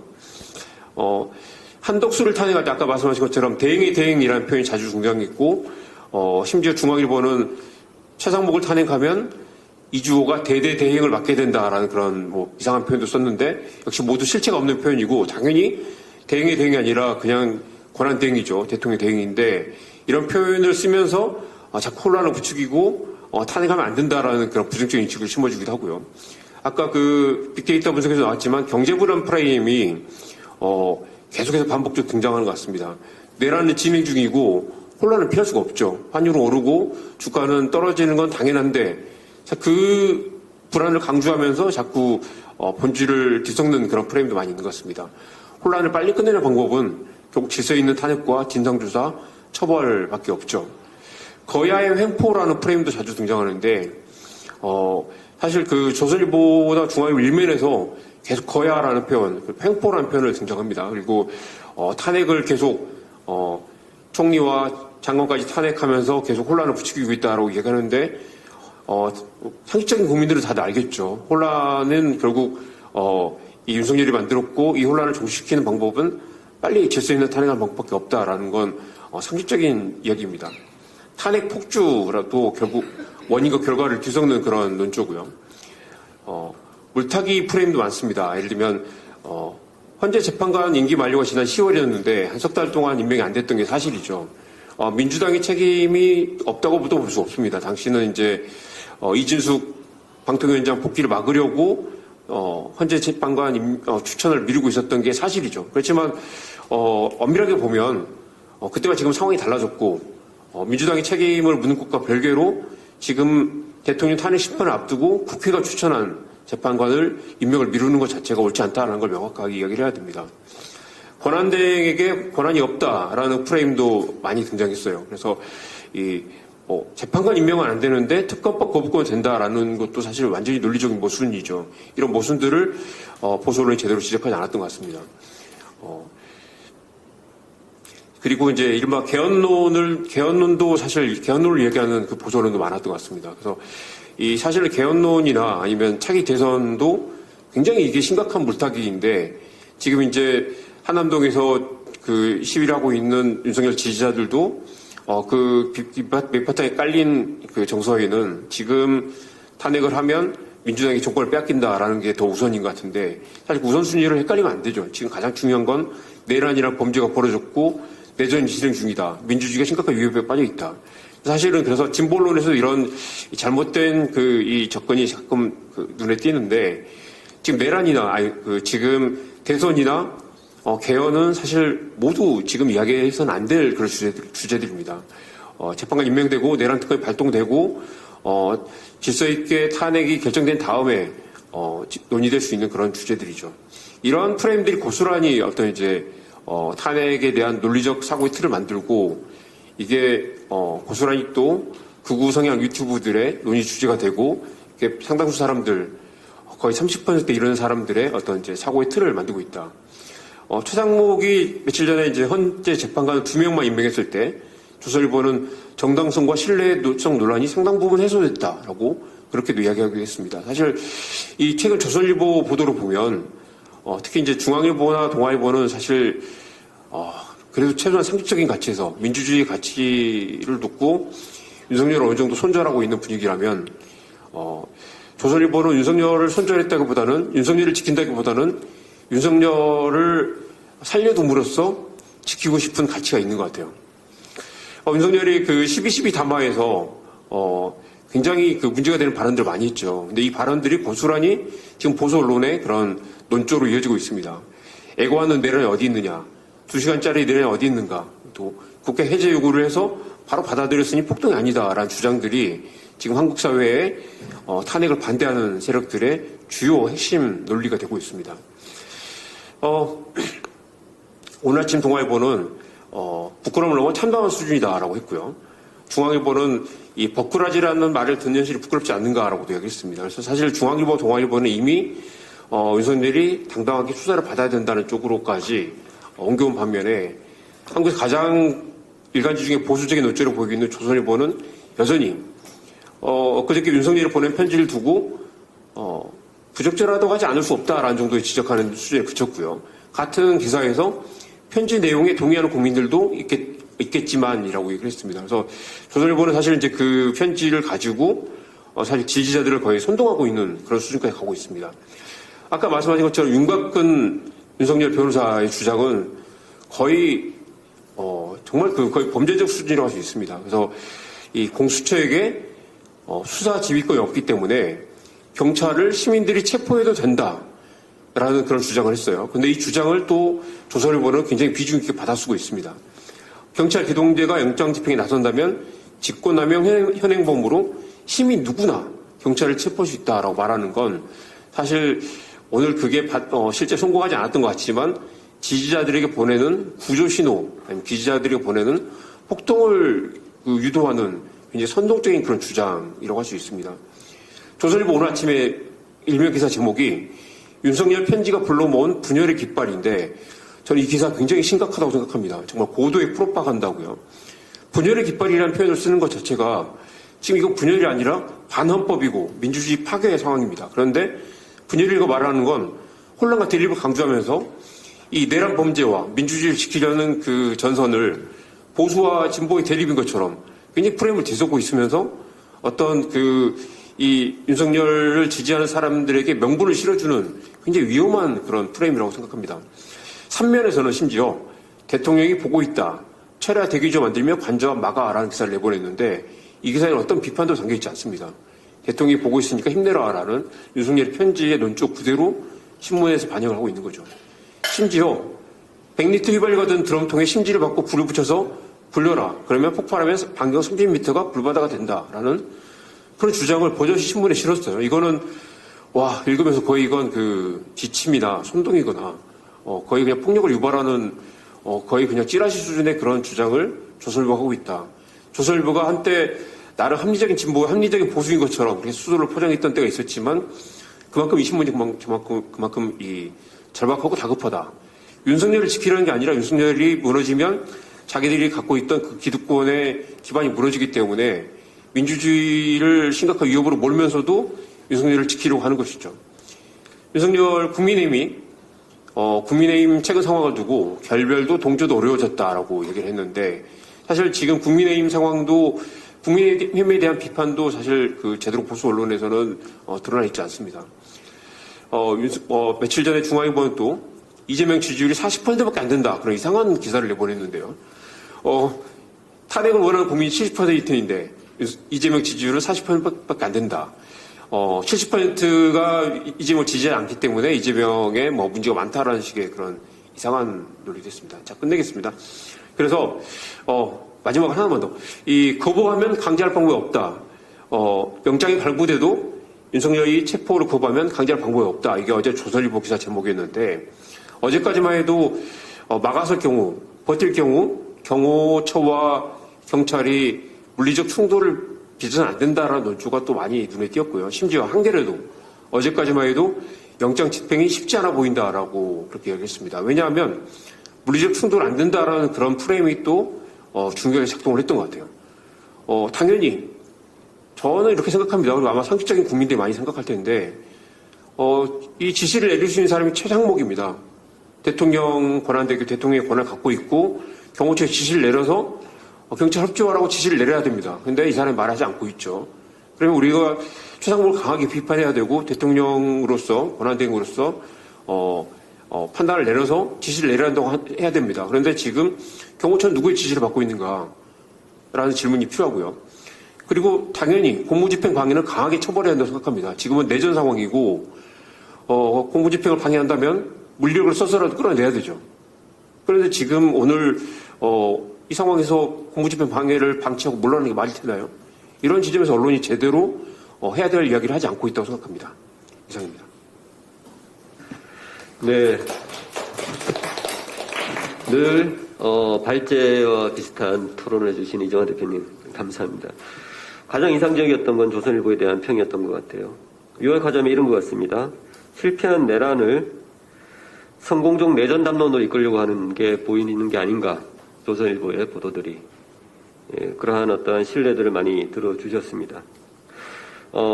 극우를 자극하는 선전선동의 논조와 그러한 의도가 엿보이는 기사들이 생산되고 있다라고 말씀을 주셨습니다. 그 외에도 지금 일선 기자들의 취재의 어려움도 같이 말씀을 주신 것 같아요. 내란 주도자들의 기자회견을 생방송을 취재하지 않을 어떤 그런 명분은 사실 좀 힘든 부분도 있다라는 부분도 말씀 주셨고요. 어쨌든 그 외에도 여러 가지 보수언론의 담론들도 말씀 주셨습니다. 이와 관련해서는 자유 토론에서 좀 더 이야기 나눴으면 합니다. 네, 감사합니다. 다음으로 이희영 민변 미디어언론위원장님의 토론 들어보도록 하겠습니다.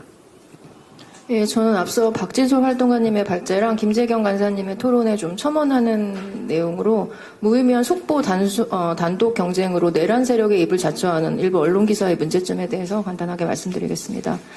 다시 한번 짚고 넘어갈 것이 윤석열은 내란죄 현행범입니다. 12월 3일에 윤석열이 벌인 행위가 국회 기능을 마비시키려는 목적에서 국헌 문란, 군경을 동원해서 실행에 옮긴 것이 폭동으로 내란죄 구성 요건에 딱 들어맞습니다. 법조항을 읽어봐도 그렇고 판례를 찾아봐도 그렇습니다. 그런데 언론은 처음부터 내란죄 성립이 안 되고 위헌 불법인 비상계엄은 대통령의 통치행위로 사법심사 대상이 아니라는 내란 세력의 주장을 검증 없이 그대로 계속 내보냈습니다. 당장 오늘 아침에도 속보로 달고 윤측 세계 헌정사 어디에도 대통령 계엄 내란죄 처벌한 나라 없어. 대통령 법률 대리인단 위헌 위법적 영장 집행이라는 제목으로 기사가 나왔습니다. 내란범들의 면피용 발언이 속보거리가 될 수가 없습니다. 그런데 12월 3일 이후에 많은 언론 기사는 이 죄질 나쁜 중범죄자, 국가전복을 기도한 세력 또는 그들의 변호인이 범죄의 불가피성을 역설하고 결백을 강변하는 주장을 사실 확인이나 내용 검증 없이 실시간 그대로 받아 적어 보도하는 경우가 많습니다. 뉴스를 보는 시민들을 쓸데없이 피곤하게 만들고 사태 수습 과정을 더 꼬는 행위입니다.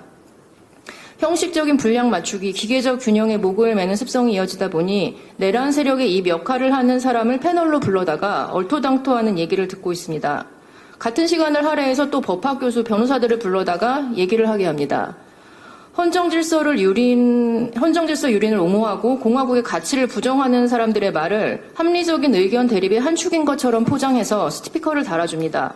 속보, 단독을 달고 내란범들의 한마디 하면 그 워딩이나 주장을 여과 없이 검증 없이 그냥 내보냅니다. 여기서 내란범들의 법적인 주장의 오류를 일일이 검증할 수는 없습니다. 다만 내란범들과 그 응호자들의 논리를 일관을 하면 윤석열은 무슨 짓을 해도 처벌을 받지 않는 신적인 존재가 되고 헌법에서 금지하고 있는 법을 초월한 특수 계급이 된다는 점이 명확합니다.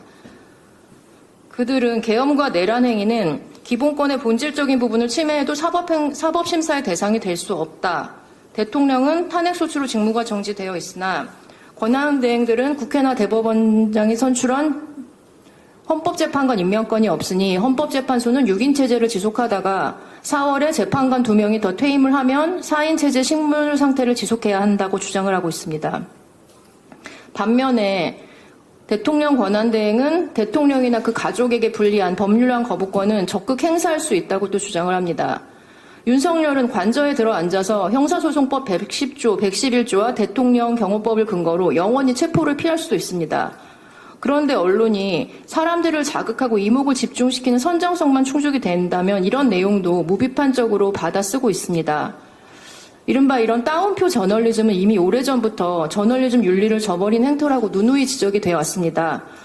그런데 지금은 위헌 불법 계엄이 전 사회의 시민들의 삶에 끼친 여파가 가라앉지 않고 내란 상태 역시 확실하게 종료되었다고 보기 어려운 위험한 상황입니다. 관성에 젖은 언론의 무비판적인 받아쓰기 보도는 이제 그 해악과 폐해가 사실상 내란 선동의 길을 터주는 지경에 이르고 있습니다. 언론이 내란범과 그 옹호자들의 입을 자처한 사례가 너무 많습니다.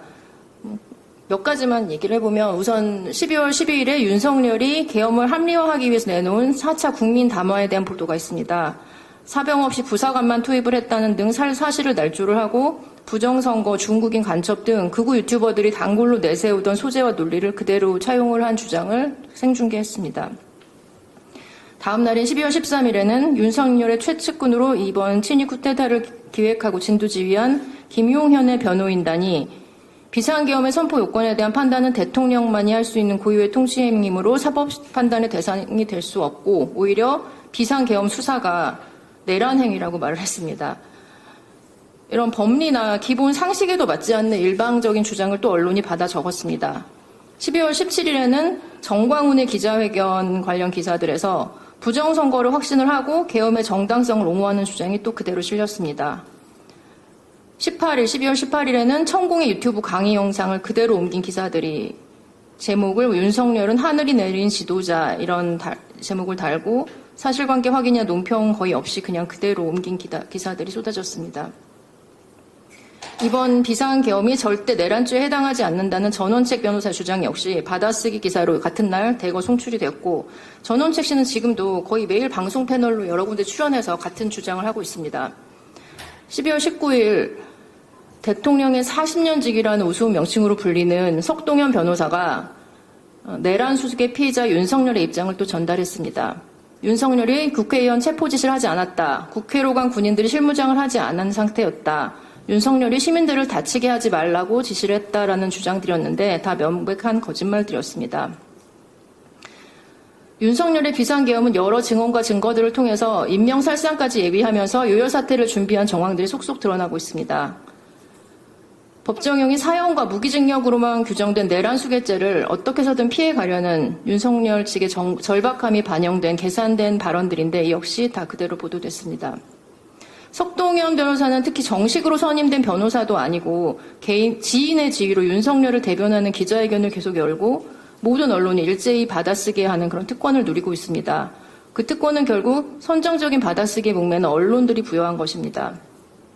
같은 날 12월 19일 내란 및 군사반란죄 피의자인 김용현의 옥중 입장문도 역시 마찬가지였습니다. 기자회견이나 입장문이라는 형식을 차용한 이런 발언들이 대부분 거짓말이거나 확립된 법리에 어긋나는데도 지금까지 나온 다른 관련 증언이나 다른 자료들과 이들의 발언을 최소한이라도 비교 검증하지 않고 이 내란범들의 말을 그대로 받아 쓴 기사가 대다수였다는 게 문제입니다. 이 발언자들의 말이 근거 없는 음모론이거나 거짓말 틀린 주장이라도 따옴표 치고 그대로 베껴 쓰고 있습니다. 관련 내용에 대해 물론 추가 취재를 하고 반론을 싣고 논평을 추가한 기사들도 있습니다만은 그 수가 많지 않았습니다. 그나마 12월 26일에 김용현 측 변호인단이 연 기자회견에서는 특정 언론사 취재를 불허하는 짓까지 하니까 그때는 이제 좀 사실관계 검증 보도가 늘어나긴 했습니다. 지금도 많은 기사에는 석동현에 대해서 대통령이 40년지기 친구 또는 더 어처구니 없는 거는 윤석열 대통령 변호인단 구성에 관여하고 있는 변호사 이런 말이 앞에 수식어로 붙습니다. 공식적으로 윤석열을 대리할 아무런 법적 권한이 없다는 뜻인데요. 윤석열이 법위에서 언론을 갖고 노는 특수계급이 아니라면 석동현도 윤석열을 변호하고 싶으면 수사기관이든 헌법재판소에든 정식 선임 신고서를 제출을 하고 수사기관 내에서 또는 서면으로 싸우면 됩니다. 노출 빈도가 높은 이런 받아쓰기 기사들은 현재 같은 위기 상황에서는 그 존재만으로도 해악을 끼칠 수가 있습니다. 의도하지 않더라도 사실상 내란을 합리화하고 비호하고 내란 세력에게 유리하게 각색한 허위 사실을 유포하는 역할을 합니다. 단편적인 기사와 뉴스를 보고 듣는 시민들 중에서 기사 내용을 따로 비교 검증할 만큼 여유로운 사람들은 거의 없습니다. 애초에 뉴스 소비자들한테 그런 의무가 부과돼야 한다면 저널리즘은 소멸하고 언론의 존재 이유 자체가 없을 겁니다. 많은 시민들의 판단을 오도하고 그르칠 위험이 크다면 언론의 존재 이유가 있다고 할 수 있을까요? 또 내란 세력의 허위 사실 유포나 선동이 직접 대상으로 삼고 있는 그 추종자나 극렬 지지자들한테 이제는 무리한 행동까지 부추기는 결과를 가져올 수 있습니다. 지금 한남동 대통령 관저 앞에서 그 광신적인 지지자들이 벌써부터 발포를 해라, 피를 보자, 이런 험악한 말들을 하고 있습니다. 이들이 돈벌이용 허위 유튜브에 세뇌된 사람들이라도 내란 세력의 이 역할을 한 언론의 책임이 면제되기는 어려울 것입니다. 다음으로 계엄 보도 초기에 국방부의 허위 축소 정보에만 의존해서 내란 혐의 위법성을 희석하려는 연합뉴스 보도들이 있었는데요. 연합뉴스만 이랬다는 건 아닌데 저희 민변 미디어 언론위에서 좀 주목해서 보게 된 연합뉴스 기사들을 통해서 이런 문제점들을 좀 말씀드리겠습니다. 연합뉴스는 12월 계엄 다음 날인 12월 4일자 제목 계엄군 무장했지만 소극적 움직임 큰 물리적 충돌은 없었다라는 제목의 기사에서 실제 전날 밤 윤 대통령이 비상계엄을 선포할 당시에 국방부와 합동참모본부 주요 인사들이 사전 선포 계획을 알지 못해 당황했다라고 보도를 했습니다. 그런데 수사 결과 특전사령관이 계엄 전에 이미 김용현으로부터 임무 지점을 6곳을 하달받았다는 사실이 드러난 등 명확한 준비된 계엄이라는 점이 밝혀졌고요. 그러니까 사실과 다른 허위 내용을 보도한 겁니다. 또 기사 첫머리에서는 계엄군이 국회 보좌진과 몸싸움을 벌였지만 적극적 물리력 행사는 하지 않았다라고 썼는데, 내란의 핵심 요소가 국회 기능을 정지시키는 건데 이걸 단순히 또 몸싸움으로 묘사를 해서 사실관계를 흐리고 계엄군의 위법성을 희석하려는 듯한 의도를 내비쳤습니다. 또 같은 날 보도에서 연합뉴스는 국회 출동 계엄군 공포탄, 모의탄 소지, 실탄 지급은 없었다라는 기사를 냈는데요. 제목부터 사실과 다른 내용을 단정적으로 기술을 하고 있습니다. 그 내용 중에는 또 탄창 박스는 공포탄과 모의탄이 담긴 박스로 추정된다는 근거 없는 기자 개인의 추정도 보도했습니다. 근데 연합뉴스 자체에서 이보다 앞서서 야당 박선원 의원의 말을 빌어서 국회 진입 계엄군에 실탄이 지급됐다는 내용을 보도를 했고, 또 JTBC도 그 전날 이미 국회 경내에서 진입한 계엄군이 권총에 사용되는 탄창을 두고 갔고 실탄이 장전돼 있다는 보도가 있었습니다. 그렇다면 이런 실탄 지급 제보를 번복하는 내용을 기자 개인의 추정을 기초로 연합뉴스가 왜 또 단정적으로 보도를 한 것인지 그 의도가 또 의심이 됩니다. 이러한 보도들이 의도적으로 내란 행위 불법성을 은폐하거나 축소하려고 한 행위는 아닐 수도 있습니다. 그럼에도 현재 이런 헌정질서 파괴 위기 상황에서는 국방부 관계자와 같이 해당 사안에 대해서 이해관계가 있을 수 있는 취재원의 말에 전적으로 의존을 해서 기사를 쓸 게 아니라 좀 더 엄정하게 사실을 교차 확인 취재하고 기사를 썼어야 하는 게 아닌가 하는 아쉬움이 남습니다. 비상계엄 선포와 해제라는 이런 충격 속에서 언론은 정확하게 확인이 되지 않거나 불확실한 정보 보도를 자제를 해야 하는데, 오히려 언론이 허위 내용이나 내란범들의 이해관계를 대변하는 주장을 받아쓰기를 하면서 내란 혐의자들의 책임을 축소하고 여론을 호도하고 있습니다. 내란 범죄자들의 막무가내식 주장을 여과 없이 뉴스로 내보내면서 정쟁이라는 프레임으로 접근하면서 많은 국민들이 현 상황을 이념적 정치적 대립 문제로 간단히 여기게 만들고 있습니다. 현재 계엄과 내란으로 헌정 질서가 흔들리고 국민 주권, 삼권 분리, 만인에게 평등한 형사사법 절차, 정치 권력으로부터 독립한 문민화된 군대를 근간으로 하는 공화국의 가치가 위협받고 있습니다. 이런 민주공화국의 가치를 훼손하고 부정하는 주장은 보도 가치가 있는 정치적 견해라고 볼 수 없습니다. 무의미한 속보, 단독 경쟁의 관성에 젖어서 이들에게 무비판적인 발언 기회를 주는 언론에 대해서 법적 책임을 물어야 된다는 말까지 나오고 있습니다. 그렇지만 언론 보도에 대해서 형사 책임을 묻는 것은 민주사회의 언론 자유에 반하는 일이기 때문에 이 자리에서 굳이 논하지 않겠습니다. 언론 전체의 치열한 자성을 촉구합니다. 네, 이상입니다. 네, 감사합니다. 이희영 변호사님의 토론이었고요.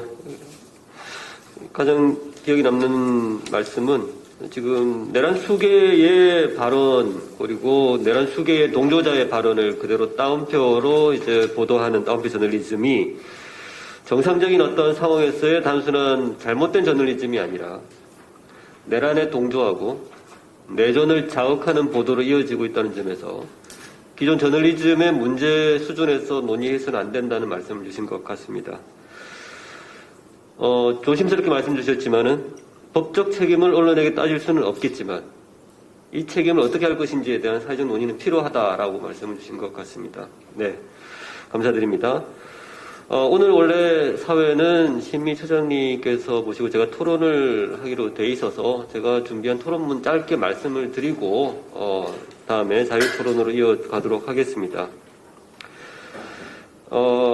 저는 오늘 토론문을 준비하기 전에 2016년에 보도에 있어서의 특징이 무엇인지, 특히 조선일보를 비롯한 보수 언론의 2016년 촛불 집회 보도 패턴이 어땠는지를 좀 살펴보았습니다. 그것이 오늘의 내전과 내란에 대한 언론 보도에 어떤 교훈을 줄 수 있을 것인지 논의를 할 수 있기 위함입니다. 상당히 달랐습니다. 2016년 탄핵 촛불 시위에 많은 보수 언론을 포함한 많은 언론들은 촛불에 동조하는 논조가 많았습니다. 다만 이제 탄핵이 확정된 이후 보수 언론은 촛불 시민의 여론과 디커플링이 본격적으로 시작되었다는 부분을 말씀드립니다. 보수 언론은 늘 시민과 함께 하지 않는, 그렇지만 어떤 변곡점이 되는 시기가 분명히 찾아온다라고 보여집니다. 첫 번째 경향이 시민의 무력화와 시민의 탈정치화 프레임들이 바로 나오기 시작했습니다. 박근혜 탄핵 이후에 나타나는 현상입니다. 이와 함께 전문 시위꾼 프레임이 나타났습니다. 언론 노조와 탄핵 집회를 주도한 어떤 시민사회단체를 시위 전문꾼으로 이야기를 하면서 이러한 시민사회단체의 사회개혁 의제를 시위 전문꾼의 정치적 의제로 몰아가기 시작했습니다. 두 번째는 개혁 이슈를 질서 정연하게 실종시키는 담론들을 만들어냈습니다. 지금 오늘 오늘 발제에서 나타났듯이 본격적인 경제위기 담론이 탄핵 결정 이후에 급증하기 시작했습니다.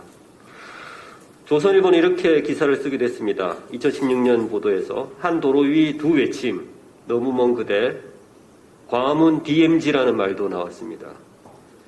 광장을 정치의 공간으로 만드는 이들은 누구인가라는 사설의 내용도 있었습니다. 조선일보는 한 사설을 통해서 법치가 사라진 땅은 늑대들과 이리떼들의 싸움터다라는 말로 탄핵 이후에 본격적으로 탈정치, 탈사회개혁 이슈화 담론들을 만들어냈습니다. 그리고 변곡점 이후 국정수습 전략 프레임이 나타나기 시작했습니다. 지금 나타나고 있는 질서정연한 탄핵 이후에 전국수습 방안들이 조선일보를 통해서 본격적으로 나오기 시작했습니다. 대표적으로는 이선 후퇴론, 질서 있는 퇴진론 이러한 부분들이 국정수습 담론 전략으로 제시가 되었습니다. 미르재단과 관련한 재벌기업의 청문회에서는 이러한 보도를 극도로 축소시키면서 재벌개혁의 의제도 상쇄시키는 역할을 하기도 했습니다. 최근 들어서 보수 언론의 보도는 지금과 상당히 좀 다른 경향을 보이고 있습니다. 내정과 내란 즉시 나타났던 시민에 대한 이 두려움과 공포에 대한 보도가 보수 언론에서는 굉장히 소극적으로 나타났습니다. 2016년에는 촛불 시민들의 감정, 분노 이런 것들을 여과 없이 그대로 드러낸 반면 지금의 보수 언론은 굉장히 조심스러워한다는 느낌을 많이 받았습니다. 두 번째, 탄핵 결정 이전부터 시민들을 탈정치화하는 프레임들이 진보지를 포함한 모두 보수 언론에 나타나고 있습니다. 응원봉을 중심으로 한 탄핵 집회의 탈정치화, 축제화의 프레임들이 전면적으로 나타나고 있습니다. 이미 많은 시민들은 사회 전면적 개혁을 요구하고 있습니다만 이러한 부분들은 그대로 빠진 채 어떠한 이런 축제장, 탈정치장으로 만들고 있다는 부분도 명백히 다른 현상인 것 같습니다.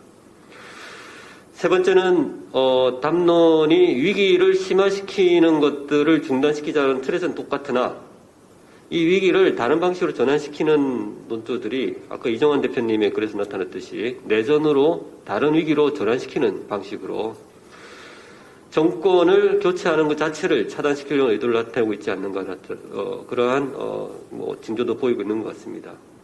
이렇듯이 2016년에 어떤 박근혜 탄핵의 보도는 오늘날에 있어서의 보수 언론의 탄핵의 하나의 교훈 사례가 되지 않았을까? 교훈적으로 보고 다른 어떠한 방식을 하고 있지 않는가라는 어떠한 이러한 추정도 낳게 하고 있는 것 같습니다.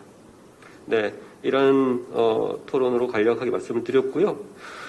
네, 오늘 이제 우리 5분의 토론을 주셨는데요. 우리 발제자 두 분께 이 토론에 대한 생각을 한 번씩 들어보고 우리 토론자분들 또 의견 들어보도록 하겠습니다. 먼저 이한준 연구위원님 한 짧게 말씀 주시기 바랍니다. 네. 예, 아까 발제할 때 비판적인 토론을 부탁드린다고 말씀을 드렸는데요. 굉장히 비판적인 토론 많이 해주셔서 제가 정말 많이 배운 것 같고요.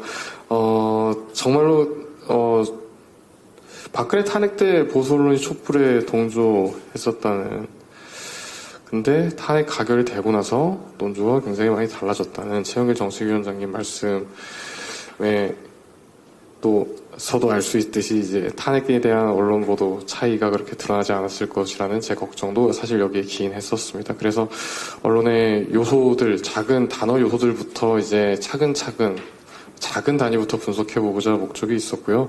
그럼에도 불구하고 이정환 대표님 말씀해주신 것처럼 어떠한 현상들을 수량화하는 것은 사실 정말 필요한 작업이라고 생각합니다. 근데 그 숫자의 뒤에 감춰져 있는 그 맥락과 담론들을 파악하는 일 역시도 민원연에서 꾸준히 해줘야 하는 작업이라고 생각을 합니다. 앞으로 또 어떠한 특정한 사실들이 나타날지 또 어떠한 또 충격적인 사안들이 또 등장할지 모르기 때문에 그런 점들을 꼭 진행해 주셨으면 하는 마음입니다. 네, 감사합니다. 네, 박진솔 활동가님.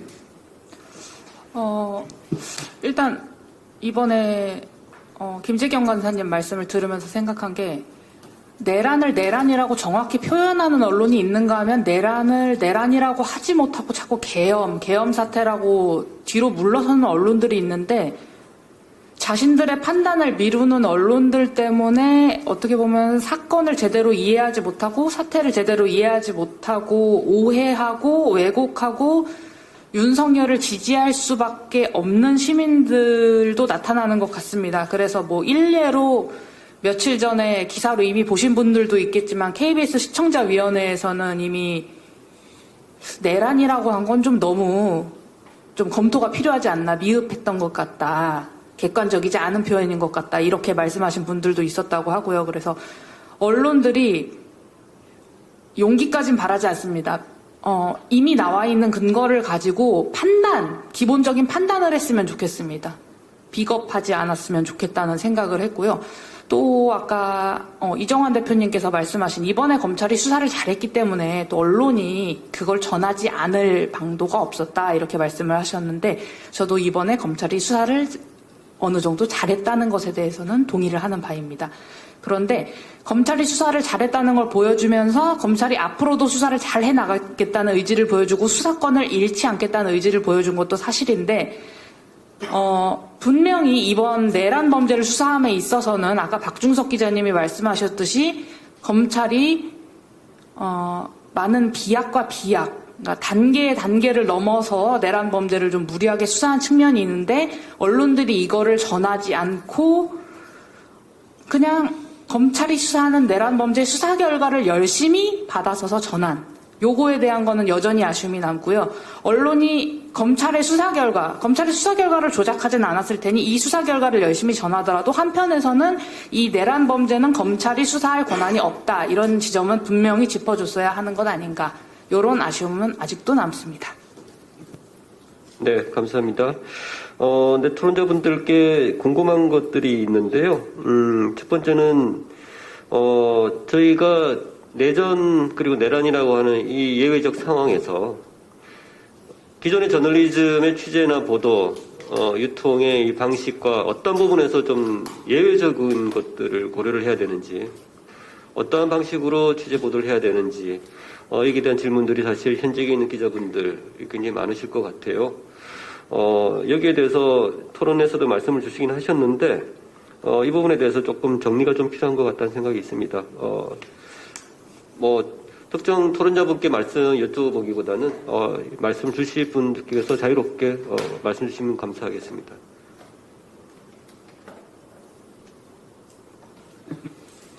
제가 첫 번째 했으니까 먼저 말씀을 드리자면, 사실 저도 이제 정치부 기자를 좀 오래 했었고, 이런 거를 했을 때 대부분 관성이라는 게 있잖아요. 그러니까 여야의 어떤 정치적 대립의 구도로 이 정치 뉴스를 해석을 하고 제작을 하는 이제 그런 형태가 관성적으로 있기 때문에 어떤 사안을 그렇게 보고 있는데, 다만 어떤 언론인들이 자기의 원칙이 중요한 것 같아요. 당연한 원칙, 상식적인 원칙, 헌법에 나와 있는, 그러니까 민주주의를 수호하는데 이번 사태는 민주주의를 짓밟으려고 한 행태였고 헌법을 무시한 행태였기 때문에 이런 경우에 대해서는 언론인들이 어떤 이거를 여야 대립의 구도로 몰고 가면 안 되는 게 저는 철칙이라고 봅니다. 근데 관행적으로 하다 보면 실수가 있을 수 있고 그런 어떤 사안이 있을 수 있는데 그런 것들을 조금 지양해야 될 것이고, 이런 것들이 사실 수뇌부 생각으로 고착화돼 있을 수도 있어요. 아까 말씀드렸지만 내란이냐 계엄이냐 탄핵이냐 이런 것들이 대부분 그런 용어 사용은 어떤 부장이라든지 국장 그리고 이제 그 사람들이 좀 회의 이런 걸 통해서 1차적으로 정해지고 그거에 대해서 일선 기자들이 찬성하냐 마냐를 좀 어떤 조사 형식으로 이렇게 의견 수렴을 하는데 이게 위에서부터 아래에서 올라가든지 위에서 내려오든지 전반적으로 그런 어떤 소통 문화가 약간 적은 것 같은 느낌은 있거든요. 지금 기존의 그 레거시 언론에서는 조직화되어 있다 보니까 그런 것도 조금 이제 바뀌어야 될 것 같고 다시 한번 말씀드리지만 어떤 근본적인 철칙 민주주의는 절대 타협이 있을 수가 없고 중립이 있을 수 없다. 이런 것들을 언론인들이 잘 알고 써야 될 것 같아요. 그리고 많이 싸워야 되는데 그게 현실적으로 쉽지가 않은 상황이어서 좀 개인적으로 좀 많이 안타까운 측면이 있습니다. 네, 기존의 정치적 관행 수준을 넘어서는 보다 민주주의의 강령에 부합하는 개인의 어떤 고민 이런 취재 이런 노력도 필요하다는 말씀 주신 것 같습니다. 네, 혹시 다른 분 또 추가 의견? MBC 간사님 말씀을 이어받아가지고 한 3가지 정도만 당장에 그 국회의원들이 걸어다니는 헌법기관이라고 하잖아요. 한 사람 한 사람. 그렇다면 사실은 헌법을 가장 수호해야 될 사람인데 국민의힘 여당 의원 85명이죠. 탄핵을 반대하고 또 지금 현재 국면들을 반대하고 있는 분들. 이분들에 대한 취재들은 공평하게 여야 이렇게 나눠서 해야 될 것인가. 기존의 정치 관행처럼 여당은 이랬고 야당은 이랬고 집권 여당을 맨 앞에다가 먼저 써주는 뭐 이런 것들이 지금 국면에서 과연 가능한가에 대한 근본적인 고민들이 하나 좀 들고요. 그 부분들은 기성 레거시 미디어의 정치부 출입 기자들이 뭐 고민을 할 수 있을지 없을지 모르겠지만 일단은 고민을 좀 강제시키는 방안이 뭔지 이런 고민들이 좀 들고요.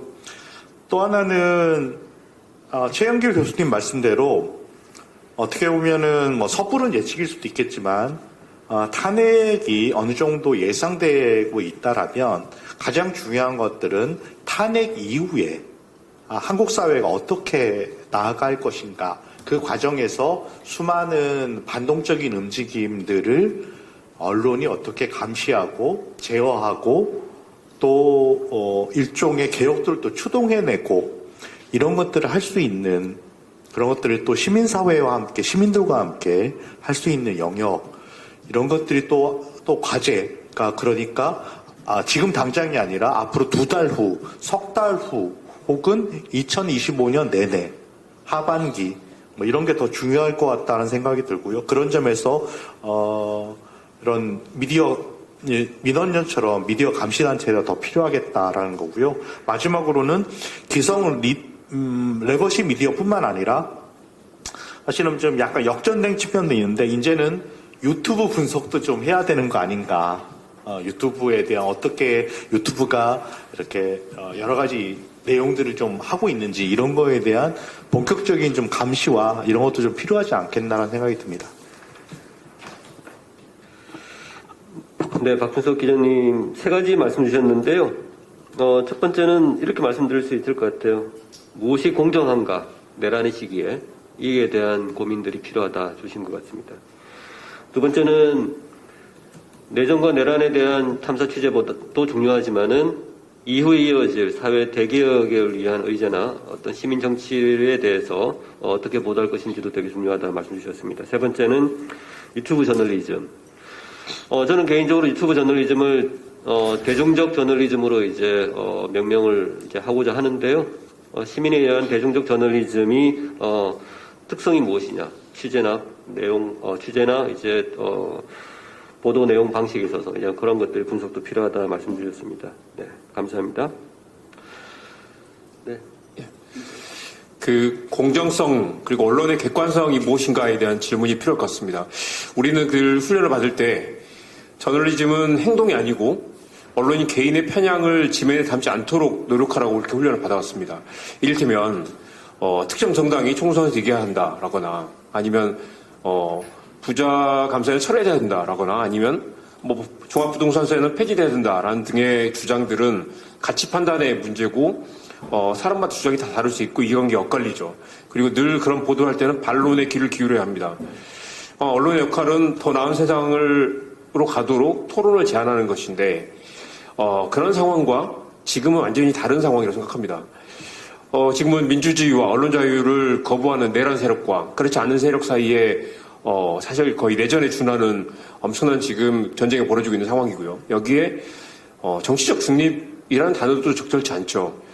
이것은 마치 폭력은 옳지 않다라고 말하는 것이나 전쟁을 반대한다라고 말하는 것처럼 아주 당연한 것들이고 이것은 논쟁형이 아니라 당연히 우리가 모든 걸 걸고 싸워야 되는 민주주의 핵심 원칙을 지키는 문제라고 생각합니다. 그래서 이 일상과 민생을 회복하기 위해서 가장 중요한 게 지금 내란을 빨리 종식시키는 것이죠. 그래서 얼마 전에 그 동덕여대 홍원식 교수가 칼럼에서 이런 말씀하셨던데요. 혼란스러운 혼란스러울 때는 어디에서 시작했는지를 기억해야 길을 잃지 않을 수 있다. 지금 아까 우리가 오늘 계속 이야기했던 것처럼 보수 언론 지면에서 온갖 그 프레임 왜곡과 조작이 계속되고 있습니다. 많은 사람들이 실제 길을 잃고 윤석열을 지켜야 된다고 지금 나가 있는 사람들이 전 국민의 30% 가까이 된다는 놀라운 사실을 다시 기억해야 됩니다. 길을 잃지 않고 어디서 시작했는지를 보려면 결국 이것은 민주주의와 헌정유리입니다.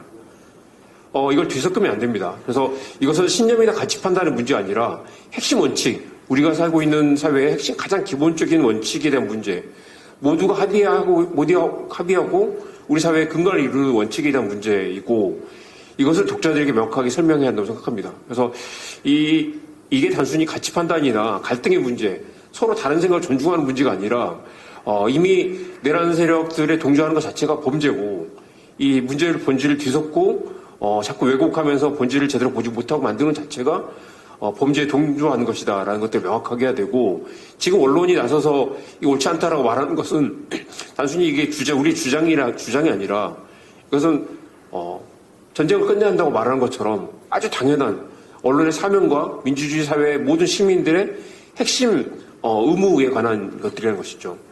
전쟁을 끝내야 되고 민주주의를 지켜야 된다라는 게 지금 언론의 가장 갖고 있는 가장 근본적인 질문이라고 생각합니다. 네, 굉장히 중요한 두 가지 가치 중심을 말씀주셨습니다. 공정성, 객관성의 재구성이 필요하다. 이거를 간단하게 정리하면 이렇게 될 것 같아요. 지배적인 자유주의적 저널리즘의 언어를 지금은 중단해야 될 때다. 이것을 민주주의의 핵심 그리고 의무, 즉 민주주의의 근본적 회복에 위한 저널리즘 언어들이 필요하다라고 이제 정리할 수가 있을 것 같아요. 초유의 사태라는 말들이 최근에 많이 나와서 쓰기 싫지만 어떤 초유의 사태에서 저널리즘에 대한 비판과 정리는 굉장히 중요한 작업이 될 것 같다는 생각이 듭니다. 네, 한 이제 9분 정도 남았는데요. 우리 플로어에서 혹시 의견들이 있으시면 한 분 정도 말씀을 듣고 정리하도록 해보겠습니다. 혹시 있으세요? 개인적으로 궁금한 게 네, 김재경 간사님. 이희영 변호사님께 좀 여쭤보고 싶은 게 있는데. 죄송합니다. 이희영 변호사님. 아니, 제가 개인적으로 궁금한 점이 이 내란 동조 언론을 어떤 법적 처벌을 받게 할 수 있는 그런 게 있을까? 그러니까 이걸 언론이 그런 프레임화하는 거를 내란 동조로 볼 수 있는 건지 또 그렇게 봤을 때 이게 어떤 법적 제재나 이런 거 책임을 물을 수 있는 건지 이게 언론 자유 측면에선 좀 힘들다고 말씀을 하셨던 것 같은데 그런 게 좀 있는지 궁금합니다. 개인적인 질문 드려서 죄송합니다. 예, 아닙니다. 내란 선전이나 동조 그렇게 의율할 수 있다고 많은 분들이 얘기를 하시고요. 이게 지금 이런 식으로 계속 좀 극단적으로 나가는 가능하다고요? 예. 근데 이제 그걸 고발을 하거나 이제 이런 거는 가능하겠지만 또 이제 실제 수사나 재판 과정에서 사실은 여러 가지 인과관계나 등등 해서 그것이 인정되는 데까지 나가는 데는 또 다른 많은 걸림돌이 있을 것 같긴 합니다. 근데 일단 우리가 지금 얘기하는 거는 좀 약간 레토릭으로 이거는 내란 선전이나 동조에 해당하니까 이렇게까지 가면 안 된다라는 수준의 얘기라고 생각이 들고요. 이거를 좀 법적으로 아직 엄정하게 그렇게 따져보진 못한 단계라고 생각이 됩니다. 그런 사례가 혹시 외국의 사례는 있을까요? 외국 사례 아직 살펴보지 못했습니다.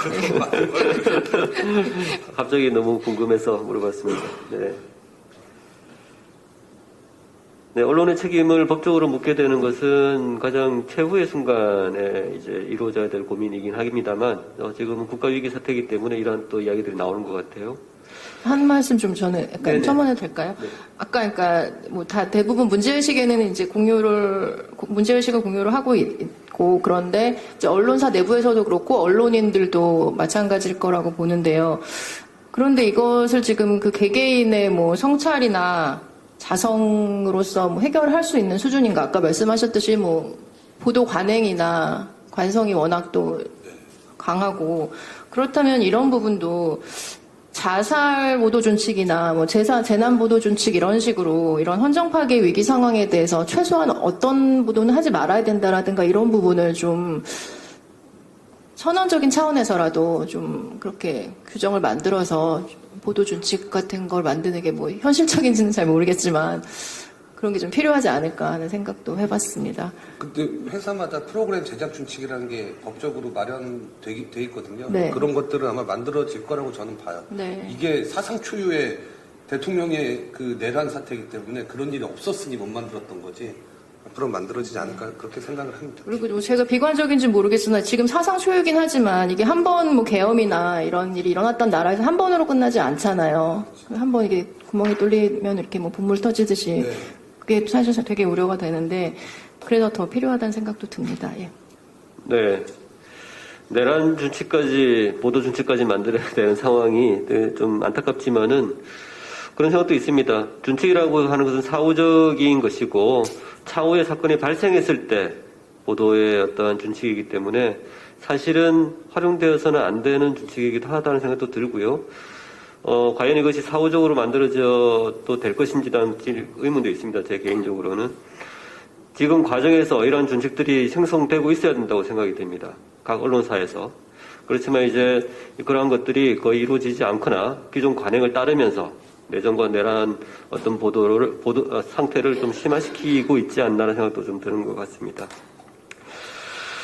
네, 저희가 약속한 시간이 이제 거의 다 됐는데요. 마지막 마치기 전에 혹시 아까 말씀드린 대로 플로어에서 혹시 한 말씀 주실 분 계실까요? 네. 네. 그러면 혹시 오늘 토론자분들께서 추가로 혹시 말씀 주실 분 한 분 계시면 한 분 정도 말씀 더 듣고 마치도록 하겠습니다. 네. 빨리 마치라고 하는 말씀이 있으셨는데요. 네. 저는 지금 세 가지 정도 중요하다는 내용들이 있어야 된다 생각됩니다. 자발적 대중 여론 매체들과, 이것이 아까 유튜브 저널리즘이 말씀드리는 건데요. 시민 언론, 개혁적 언론들의 담론 연대가 필요하다. 우리가 오늘 이야기한 것은 주류 언론들의 내정과 내란 보도에 대한 이야기였지만요. 여론 형성하는 다양한 매체들이 있습니다. 이들 매체들 간에 어떤 담론 연대가 필요하다는 생각을 말씀을 드리고요. 두 번째, 지금은 보수 언론과 극우 보수 언론, 네, 그리고 정당, 그 세력들 간의 담론 연합을 비판적으로 모니터링하고 이것에 대한 지속적인 여론 사회화 과정이 필요하다 말씀드리고요. 세 번째, 이거는 이제 민주당의 말씀을 드리는 건데요. 민주당과 개혁정당들은 시민들을 거수기, 대중집회 동원 세력이 아니라 실제 존재하는 개혁 세력화하는 데 적극적으로 임해야 된다. 이것을 위해서라도 언론들이 이 사회 대개혁 의제로 좀 만들어 나가는데 적극적인 보도가 필요하다 생각이 듭니다. 네, 오늘 이 토론을 통해서 잠시 지금의 사태를 되짚어 봤는데요. 앞으로도 더 많은 이런 토론의 자리가 필요하다는 생각이 좀 드는 것 같습니다. 오늘 참석해 주신 발제자와 토론자분들께 깊은 감사드리고요. 그리고 플로에 참석해 주신 모든 분들도 감사드립니다. 네, 오늘 내란과 언론 토론회 여기서 마치도록 하겠습니다. 감사합니다. 고맙습니다.